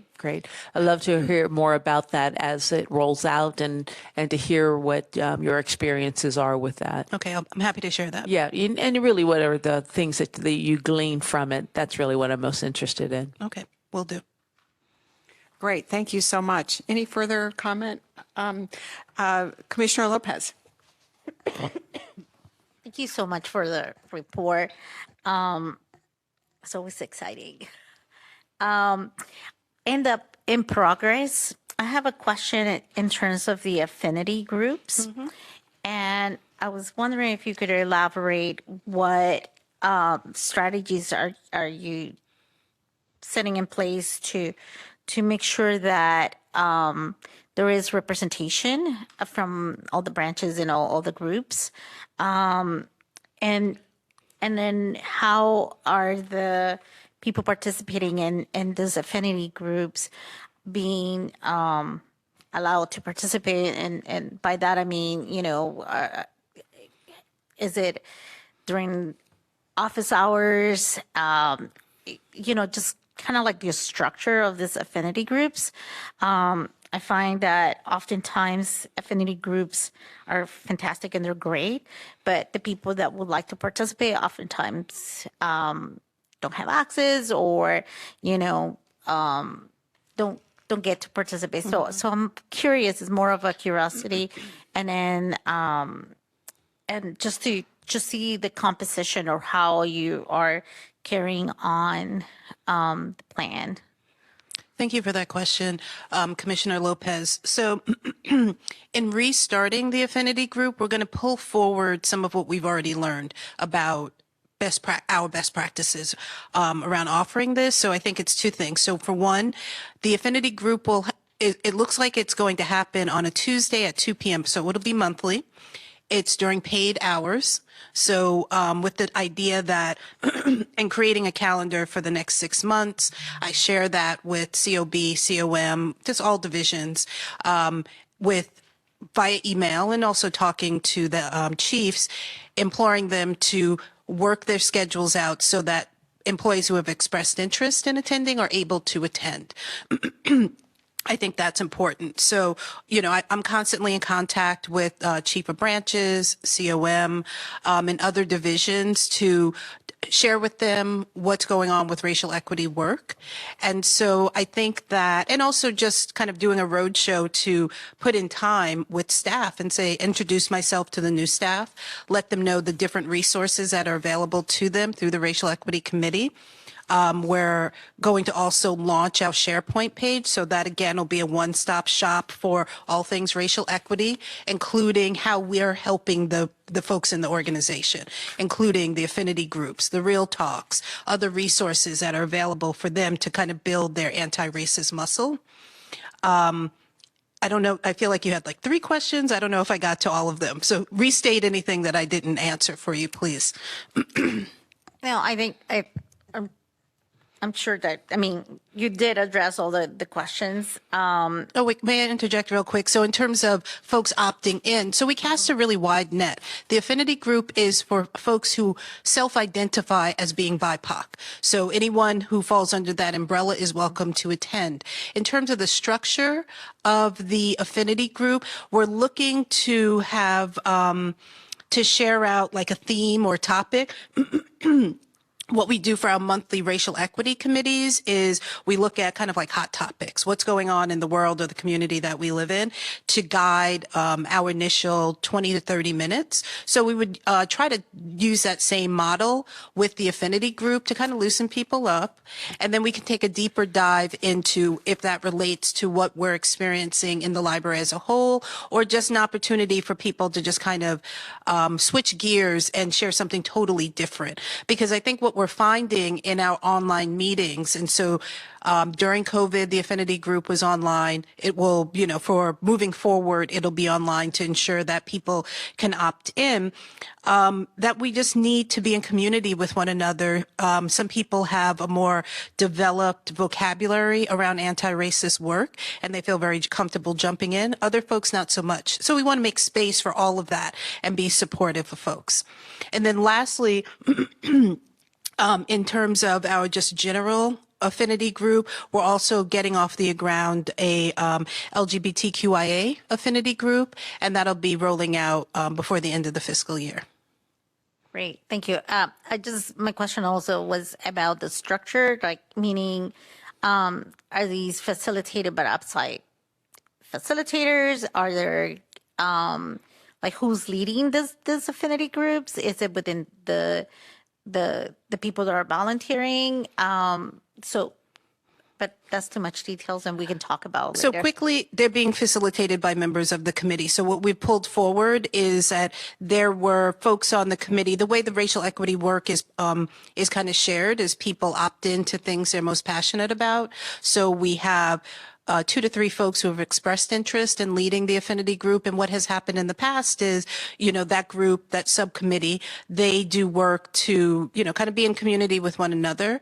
They have their finger on the pulse of the organization, so they know what kind of things they would like to see, what kind of conversations they would like to see happen in the affinity groups. And they have, you know, they're empowered to guide the discussions through that lens. So my role is I meet with these various subcommittees for them to report out, to check in on the progress of the work, the tenor of the conversations, feedback that we're getting from staff, because that's another piece. It's like people share what's good and not good in a variety of ways. So it's nice to have a sounding board to kind of be able to tease out what's actionable, because I think that's the other piece of affinity groups, of the affinity groups that we want to really, kind of develop. We want there to be share what's going on, but we also want things that are actionable because we want to improve the organization at the end of the day.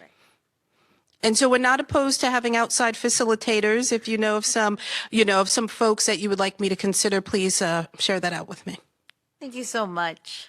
I will keep that in mind. I think that this work is great, and I appreciate everything, you've been doing and how you took on and are really, really doing, an amazing, impactful work.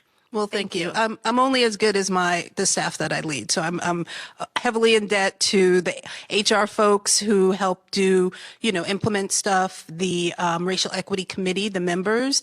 They're the ones who do a lot of the heavy lifting. I just get to come and report out to you all. We appreciate that, all of you. Commissioner Ono. Hi. We spoke last week at the event, and you were saying that we are well ahead of other departments, and you know how competitive I am. I just want to be sure that we're going to get #1 ranking on this. So keep up the good work, and thank your team for everything that they've done. Thank you, Commissioner Ono. We're still #1. Any further comments? I just want to join in the chorus of thanking you, Naomi, for taking on this very important position, for leading in the way that you are with so much grace and integrity. A leader is somebody that people want to follow, and you clearly are a leader because people want to be part of this. And the success will really depend on everyone joining in. And so you really are poised to really make a difference, and you already are. And we're really excited to keep hearing updates and want to support the work you're doing and you're doing with all the colleagues. So thank you again. Thank you, Madam President. So now we turn to item number 5, which is the City Librarian's Report. And I turn it over to Michael Lambert. Thank you, President Wolf. As we close out the year, we have a more abbreviated City Librarian's Report this evening. Just one report, but it is an important reminder. Here's the clicker for you all. This is going to be a fun reminder of the important work we do to spread the joy of reading and get books into the hands of young people across the city. It is my pleasure to introduce our 2 presenters this evening. We have Denise Schmidt. She is the manager of the Collection Development Office in our Collections and Technical Services Division. And we also have Christy Estrovitz, our Youth Services Manager, part of the Community Programs and Partnerships Division. So they will be delivering this presentation. Good evening, everyone. Christy and I are just 2 of the staff of many staff who do this project. It's an additional project that we do on top of our regular work, basically. So what my units, which are collections and cataloging, my units order the materials for the entire library system. And for the giveaway books, we do separate orders for just all the materials that we're buying for the giveaways. I'm happy that I get to do a lot of the ordering. And then the acquisitions department, we have a special fund for this. They place the orders. They come into our receiving department. We shelve them all up, so we have them all separated by languages. We are giving away books in English, Spanish, and Chinese. And Christie's units are reaching out, CPP, they're reaching out to community-based organizations throughout the city and telling them, hey, we have books. Are you doing programs? Are you wanting us to come and talk about the library and offer books to children for them to pick for themselves? We also, to a smaller extent, purchase books for adults. I focus on large print books for senior centers and also puzzle books for people who want to keep their mind fresh. They're working their Sudoku, or they're doing their crosswords, or they're doing their word finds. We buy those kind of books as well so that we can offer something for adults and not just children, even though we're children's librarians. So children and teen are what we like the best, but we also serve adults. So, and then delivery services, this is Walter Kibble, who you might have met. We palletize the books. Sometimes we're giving away the Scholar at Home bundles, which you guys can see. We give away hundreds of these at a time usually. And what they have are 10 books for the earliest readers. There's some board books and some picture books, plus a little rhyme book for parents. We have them in 3 languages, English, Spanish, and Chinese. And children get to take these little suitcases home with them. And they have a little library that is theirs to keep. It's their little seed library. Christy helps us find agencies that serve the youngest children and delivery services. And my people, we pack these up, we palletize them, and we ship them to the agencies. Sometimes with some of our libraries, our branch libraries, the branch librarians are already doing story times at some of these early childhood centers. And so they get to come on the days when these are given out and make a connection with their librarian, with books, with the joy of reading, with having a library at your home, enjoying books with your parents or your caregivers. So we do this all over the city. Yes. And in fact, we have donated over 600 of these sets to the local fire department. They're our partners in getting out books and toys during the holiday season. I think they've gone through how many pallets? We've sent them to, well, let's see, I fit about 110 boxes per pallet. So they've done 6 pallets so far. Wow. Yeah, and that was a How many? real match. This is with the SF Fire Department.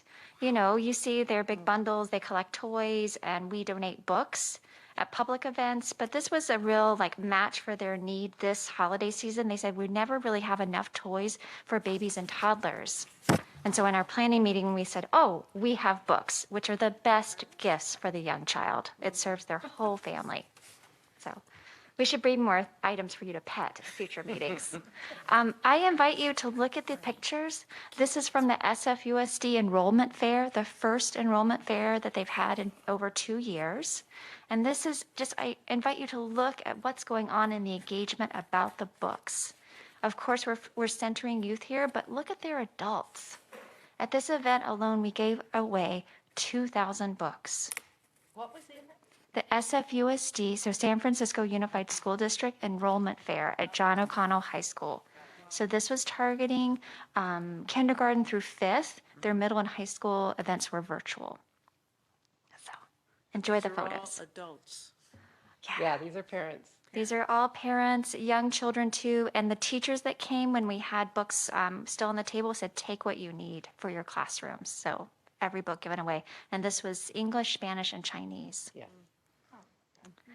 So we know the books and the home, that's a key indicator for school readiness. Those tools are invaluable. We also know that book ownership is equally important. So I have some data for you. And as you know, the access to print resources during the early childhood years are immediate and influential on the child's success in learning how to read and their interest in school. Literacy is a basic human right, and we at the library believe in that in our collections, but also in the power of giving books and giving choice. Over 32 million children live without books in their homes, and 61% of families living in high poverty have no books at all. So we're changing that through the Scholars at Home program and all the book giveaways that we're doing this fall. So we're showing pictures from events this fall. Just keep that in mind. You're going to see pictures with tables of books, and that's all about the voice and choice. We want children to be able to see themselves in the books, see beyond themselves in the books, and have choice. So whatever book is speaking to them, that's the one we want them to take home. If we have more books on the table, come back and get more. We're granting them the space and the time to be selective because we believe in the power of choice and also the beauty and importance of reading for pleasure. This is not a textbook. These books are diverse. They are brand new. So, moving on. So this is a little spread of things that happened in October. There were a variety of programs celebrating Latino heritage. And so there were a multitude of Viva programs that happened. Also, I don't know if any of you live in the Outer Sunset, but on the Great Highway, they had a program called the Great Hauntway, where they did all kinds of cool Halloween-themed activities. And the top right-hand picture shows Ortega Branch had tabled this event, and you can see all the new books that they had put out and all the interested parents and children who had books to choose from. Visitation Valley had the Asian Pacific Community Center open house that they tabled at. Christy talked about the San Francisco Unified School District Enrollment Fair. Sunset Branch had the Art Walk SF block party. And so they had a whole table of brand new books to share with people. And then there was the Buena Vista Horace Mann Fall Festival. That was that tabled by you? Or was that Mission Branch? It's probably Mission. It's across the I think street. that was from them. Mission Branch. Mission Branch tabled that with brand new books.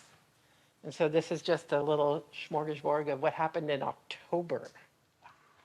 We're really excited. This lower picture with the Palo Tarot Man, that's by Lucky Diaz, Latin Grammy winner, who is now a children's book author. And that's one of the interns from the Latino Task Force, who was our communication partner in getting the word out.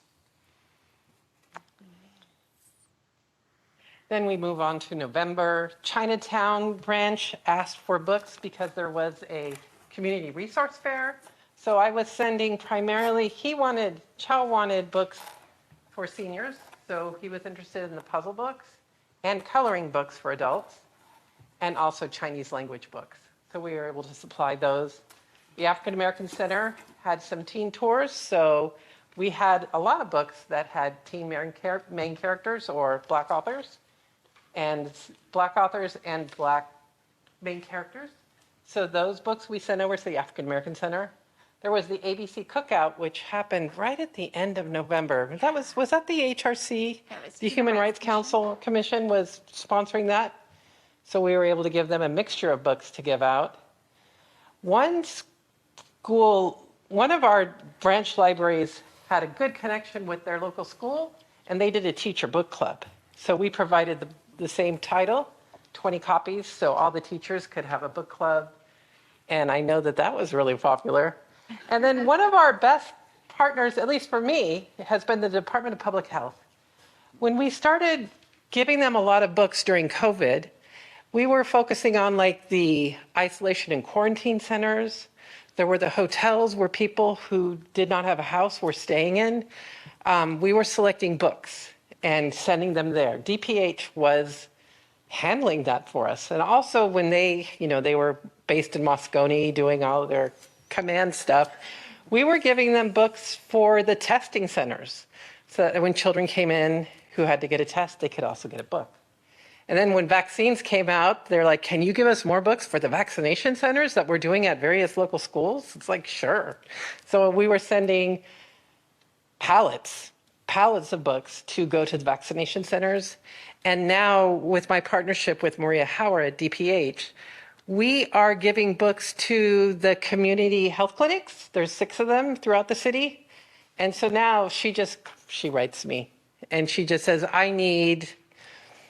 she usually says, I need books for my 6 clinics. And I'm like, how about this many hundred of this and several hundred of English, and how many Spanish do you want and what age group do you want?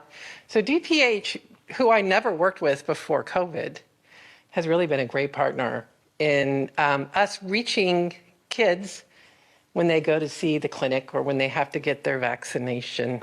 She's told me how popular the books have been after the kids get their shot. So that has been really just a great new partnership to be working with DPH. Absolutely. Can't you tell the joy that Denise has when she's talking and building these partnerships? Oh, And you probably noticed our city librarian Oh, yes. was the VIP guest to this after school program, Mariposa Kids. So of course he brought books and did a story time. So. I think he was even asked for autographs. Oh, You were not. why not? Oh, so you were signing on the signature of the author page of the book? That's funny. I love that detail. Yeah, that's great. And in December, we have had not one, not two, not three, actually 4 book giveaways, and I've been at 3 of them. You know, typically we work with the mayor and child support services, and we do the big mayor's book and toy giveaway. And our partners really wanted to change that and do it more locally. So we partnered with the Boys and Girls Club. First, the past 2 Fridays, we've been there, one at Willie Mays in the Bayview community, and they bused students, about 200 students from their sister sites over to get a book, meet Santa, get a toy, and then hit repeat on that and brought it into the Mission community last Friday. So great way to see youth, see their adults and really spoil them with books. So this is our new family engagement coordinator, Jen, with this kid who's totally delighted to see this book, find this book that looks like her and excited to take it home. We also did the tree lighting event last week at Civic Center. I hope that you were all there. We gave out, I don't know, over 1,000 books for sure. And it's just really a delight to bring literacy into that event. You'll see that we also have the Mission Promise Neighborhood, a holiday book giveaway, and also Hunter View Library. Do you want to talk about that? Hunter View Library is up at the hill, up by Malcolm X Elementary School. And they have a little free library, but it was full of kind of outdated books. So last week, I and a couple of other staff from Bayview Branch and Alice from Acquisitions, we brought an entire brand new collection. And so we packed up all of the old books and we restocked the whole library with new books. Really nice books. I have to say. And so they have a whole brand new little library now that they'll get to use at Hunter's View. It's completely revamped. That was really fun. Yeah. Amazing. I hope that you're paying attention to the kids and their adults. This picture up here from the tree lighting ceremony. You know, the mom is equally as interested in the kids and what they're choosing. Yeah, I just love how those kids, that one boy is just looking at it like, do I want this book? Let me look this book over. And the mom's kind of like, do I want you to have that book? Yeah, I love that. And of course we say yes. So far, this is our fiscal impact of giving away. This is really highlighting the work of October through Today. this week. Yeah. So over 100 events with community and 28,000 plus individual books. And then 1,600 of the Scholar at Home kits. But I'm about to ship out another 150 next week and probably another 330 to the fire department next week. Yeah, if we can do it, they can get it out. Yeah. We've also, when we've been at the Boys and Girls Club, you'll see inside a free little library with a teen winter read log, kind of plugging, get involved with your library. And I've found that that's one of my personal joys is seeing little free libraries and stocking them. So I wish I could have a day just to do that around the city. Wouldn't that be fun? Yeah. Oh, and that middle center picture is the three of the pallets going to the fire department, and the 2 little rolling trucks are the shipment for the tree lighting ceremony. Yeah. Yeah, me and one other worker, we boxed those up. That's a lot of books to box up. Yeah, wait. Shelley may have helped. Shelley, did you help on that one too? Yeah, you did. Thank you, Shelley. Yeah. Everyone likes to do this. So these are just some of our community partners that we want to uplift and thank them for being, ambassador for the library and connector to youth and families. Yeah. The Tenderloin Benefit District, we have a little library on a rolling truck that they bring out once a week. And John, what's his last name? John McLaughlin. And I supply him. He actually walks down with a rolling truck to our building at 9th and Howard, and I boxed up the selection of books for him. Yeah. Yeah, so it's really a delight. And we're just so glad that we have the funds that we can do this and that Michael set aside money that is just for giveaway books. We didn't have that before. So now we have a dedicated funding stream just for the giveaway portion of the library work. And it's been such a delight. It Yeah. makes a difference. Thank you, Shelley Cocking, for Yeah, your thanks, leadership Shelley. on this, and Michelle Jeffers, too, Yeah. for saying yes and granting us permission to make space for this. Yeah, and just that we can say yes to darn near any ask. And if you have agencies in the city, we try to focus on children in need, connect them to Mr. Lambert, and we'll make it happen. Yeah, we can make it happen. Thank you so much, Denise, and thank you so much, Christy. I want to give a shout out to the commission for approving our budget, which makes thank you this for that. possible. I'm so proud of the team, and I'm proud of the work that they're doing. And it's really nice that we're having this presentation on the tale of hearing about our racial equity action plan update, because this is what racial equity looks like from a public services standpoint. And I'm really proud that our librarians and our staff are getting out into the most underserved communities to make sure that books are getting into the hands of the most underserved populations, the youth and families that need these resources the most. We know that if kids are not reading by grade level by third grade, the outcomes just are very poor. And this is an opportunity to have an early intervention to get kids ready to read, ready to learn, excited to enter kindergarten. Christy and I, we were in the mission with the early literacy coordinator and the manager of the mission branch. It was at the Boys and Girls Club in the mission, and it really broke my heart. There was a little boy that came through. He was probably kindergarten or first grade, and he was kind of sullen. He didn't want to pick up a book, and he was going to just like walk by and bypass his opportunities. So we stopped him and we said, wait, you got to pick a book. You can pick any book you want. And he said, well, I don't read and I don't know how to read. And, we said, that's okay. You still get to pick a book, because that's what we're trying to do is, change these outcomes. We know youth in some of our more working class communities, their families have less leisure time to take them to the library. And so that's why we want to take the library to them. And, this is a growing trend for us. And I just really appreciate all the hard work of the staff to schlep these books out in the community, pack up these kits. It takes a village, finance, delivery services, everybody's involved, but the impact is amazing, and the joy that we bring, the excitement that if you could only see these kids, and some of you have participated in our book giveaways. I know the Junior Giants Festival. So again, thank you, team. And that concludes the City Librarian's report. Thank you very much. What a great end to the year and a great beginning to the next year. Before comments and questions, we will open this up to public comment here in Correct first, and then go to any participants on WebEx. So public comment on item number 5 is now open here in Correct.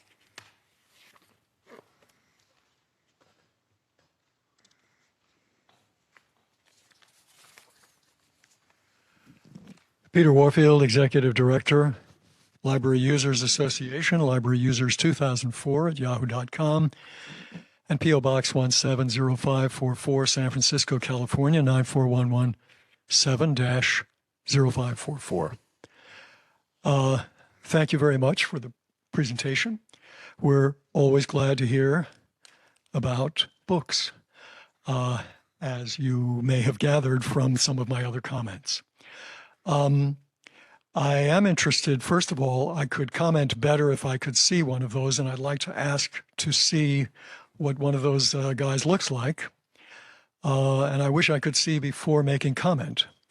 And I see it coming around, thank you. So the timer is still going. So my big question,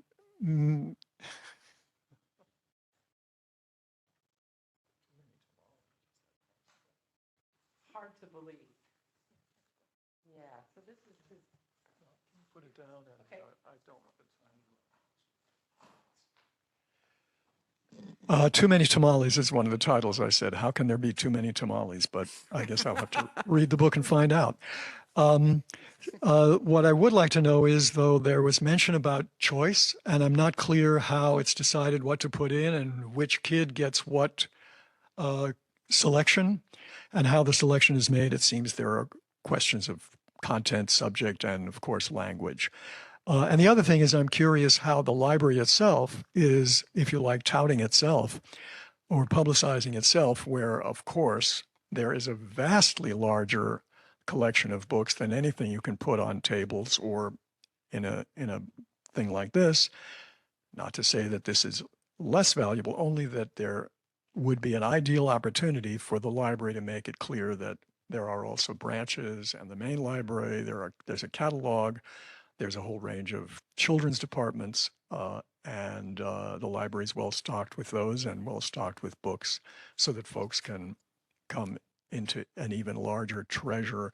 And the boy who can't read, unfortunately, well, there's a lot the library offers there, including picture books and literacy programs that I think I'm not sure if those go for kids or just for adults. But in any case, the library has a lot to offer, and also the parents. So thanks very much. And again, I would be interested in hearing how the library is being publicized for its riches that are terrific. Thank you. Thank you very much. Any further public comment here in Correct Auditorium? Seeing that there's no further public comment here in Correct, we will now turn to participants via WebEx. Operations, are there any commenters in the queue? Madam President, at this time, there are no commenters in the queue. Pause briefly to allow callers to join. Madam President, there are no callers in the queue at this time. Thank you so much, Operations. Seeing that there's no one in the queue, public comment for item number 5 is now complete. We will now turn to commission discussion and action. I suspect it's going to be a love fest. It's a joyful moment. You exude joy. And so I turn to my fellow commissioners if they have any questions or comments. Commissioner Mall. I won't take up time commenting on what everyone has said about how wonderful the program is, so know that I think that. My question is, how much does this cost the library? We have $1 million, I believe, set aside for this. Is it $1 million, Shelley?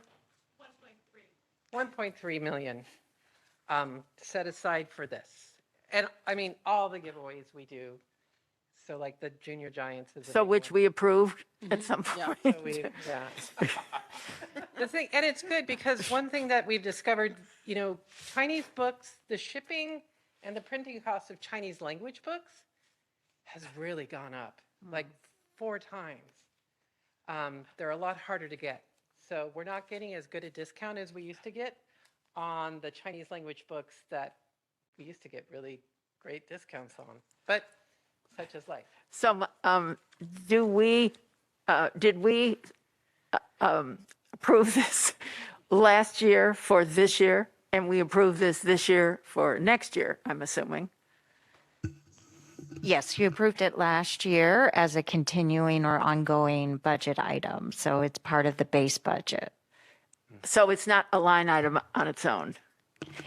I just wondered where it fits into the budget that we approved. It's part of the collections budget overall, and I believe it has its own segregated cost center for this.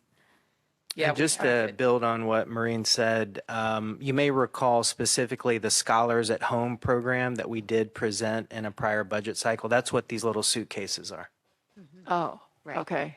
Yeah, and that was the initial investment in last budget cycle. We were so pleased with the reception and felt that it was worth continuing to invest more in this concept, and that's why the last budget cycle it got pushed up to a new budget allocation of 1.3.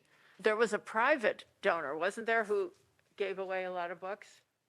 Yes, during COVID, the Department of Children, Youth, and Families, they were working with a private donor because we were looking to buy approximately $3 million worth of books and get 10 books in the hands of every San Francisco Unified School District student. I think that private gift may have gotten hung up on the behested payments ordinance, and the city ended up funding those books. So it was a successful program, is the bottom line.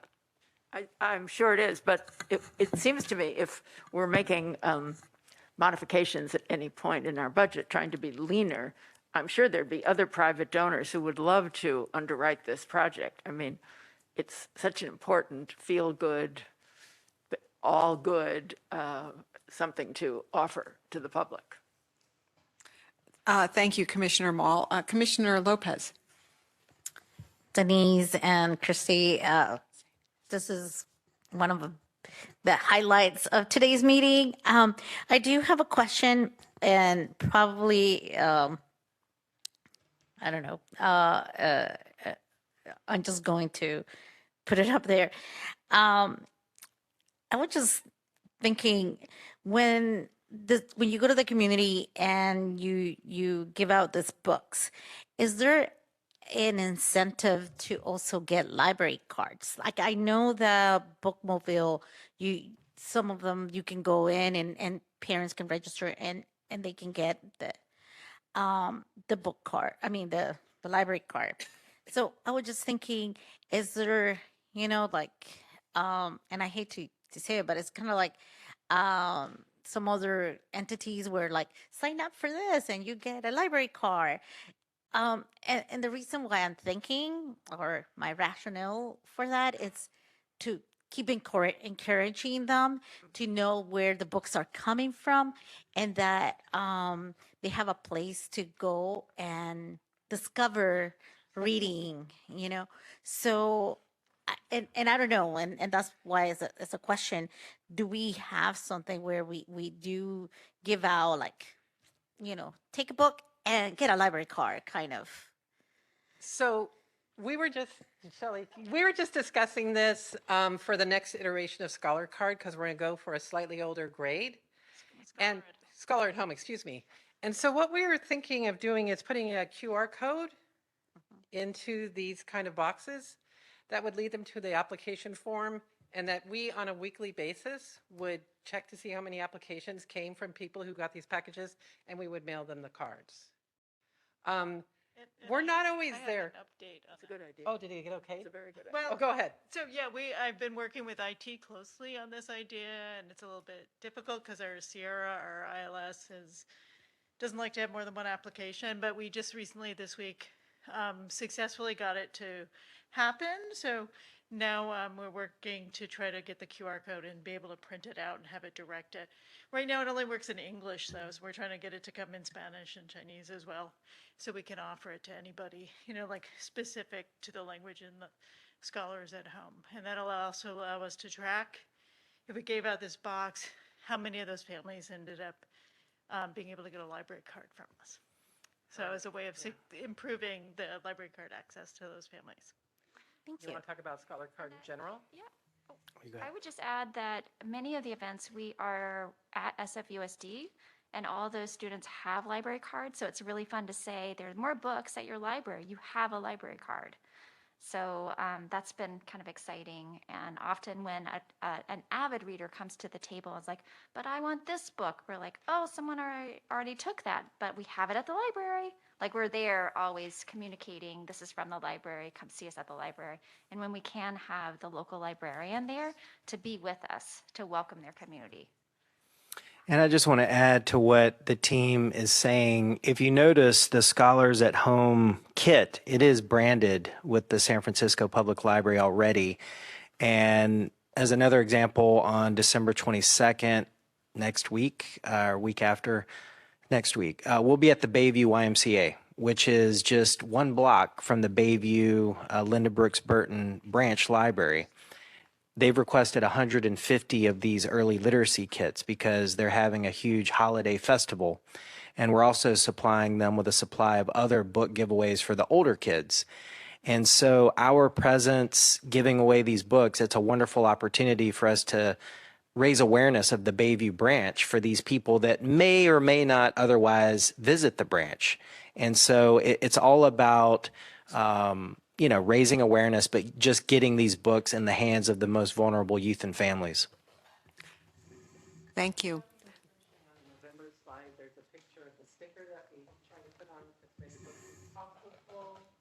There we go. Yeah.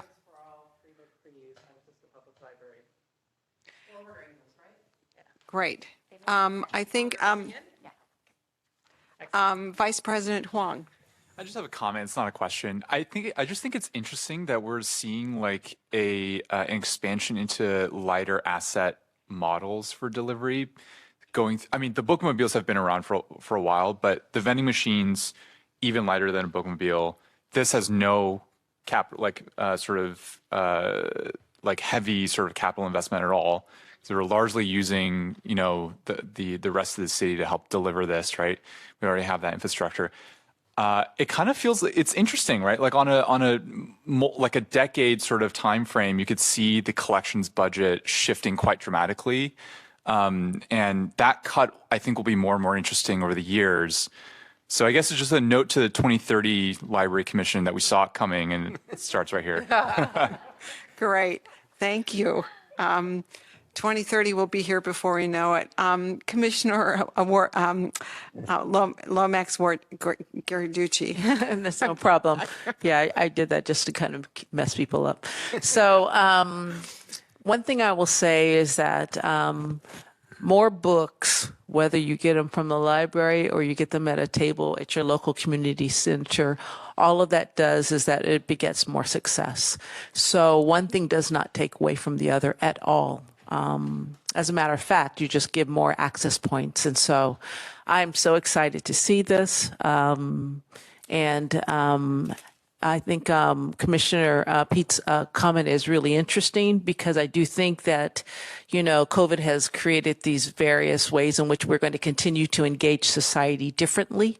And different parents are going to have different levels of comfort, even as well as not just for those that are most vulnerable, but you can have people that perhaps are not as vulnerable, or maybe they are, but they have different levels of comfort. And so I really love the distribution methods, and I love this methodology. And I think it's reinforcing everything that SFUSD has been doing with giving away those cards for years. You're right, Christy.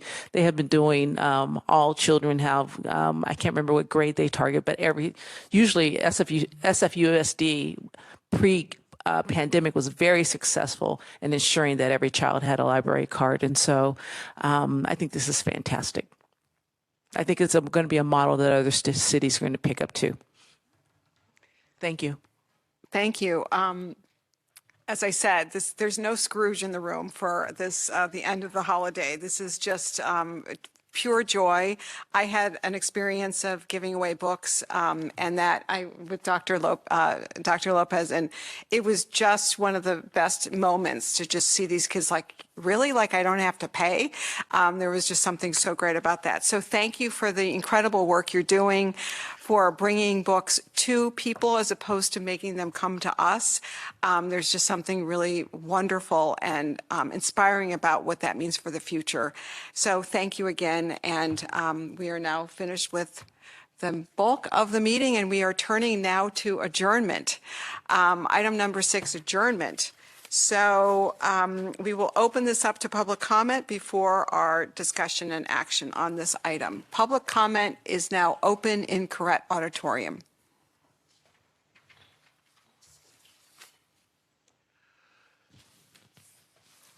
Peter Warfield, Executive Director, Library Users Association, Library Users 2004 at yahoo.com, and P.O. Box 170544, San Francisco, California, 94117-0544.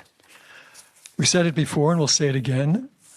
we would like you to insist before adjourning that you put and have put on the agenda every time, as you used to do and as many bodies in the city and elsewhere do. And that is an item at or near the end of the agenda where you say what you would like on future agenda items. I'm not saying that you should just start talking about what you'd like about future agenda items, as your minutes misrepresented me saying. And the reason is you don't get to talk about stuff just simply because you feel like it. It's presumably got to be related to an agenda item that you agendize yourselves, or with the president and the city librarian according to the bylaws. So that should be on your agenda every time. I certainly think it would be good to have talks related to what happened today, such as what are your measures of success in various programs? How do you measure all of the things that some of you have talked about on this last thing? Is there some formal measure of that, or is there informal measures, and what sort of measurement is happening? I'm glad that the commissioner asked what the budget was. I had no idea that it had been quite as high as $1 million, and now I understand from the chief operating officer that it's 1.3 million, she says, for the future. And I think that's basically what I have to say. I think you are providing a disservice, your own talents, your own intelligence, that you bring to the Library Commission the future agenda items that you'd like to have is a way for you to talk about what you would like to see and what you think is important and what you think ought to be brought before you or that you'd like to discuss. And I think certainly one of the things that I would like you to discuss is the toxic nature of Facebook and the toxic issues with regard to Twitter and how the library is or isn't appropriate in touting these things over and over again in a lot of publicity, including multiple times where it says in this monthly at the library, Get Social, and then it touts Facebook, Twitter, and other, Instagram, and one more. Thank you. Thank you. Any further public here in Correct Auditorium? We now turn to our participants on WebEx. Operations, are there any callers in the queue for? Madam President, at this time, there are no callers in the queue. Pause briefly to allow other callers to join. No additional callers in the queue, Madam President. Thank you very much, Operations. We now turn this to the Commission. Would someone like to make a motion to adjourn the meeting? I move. Commissioner Mall, second. Seconded. We have a motion from Commissioner Mall and a second from Vice President Huang to adjourn the meeting. And I'll take the roll call. Commissioners, please say aye or no when I call your name. President Wolf? Aye. Commissioner Ono? Aye. Commissioner Lomax Giarduzzi? Aye. Commissioner Lopez? Aye. The motion passes unanimously. The meeting's adjourned, and I wish everybody a happy, healthy, and safe and wonderful holiday season and a happy new year. And we look forward to seeing everybody back here in 2023.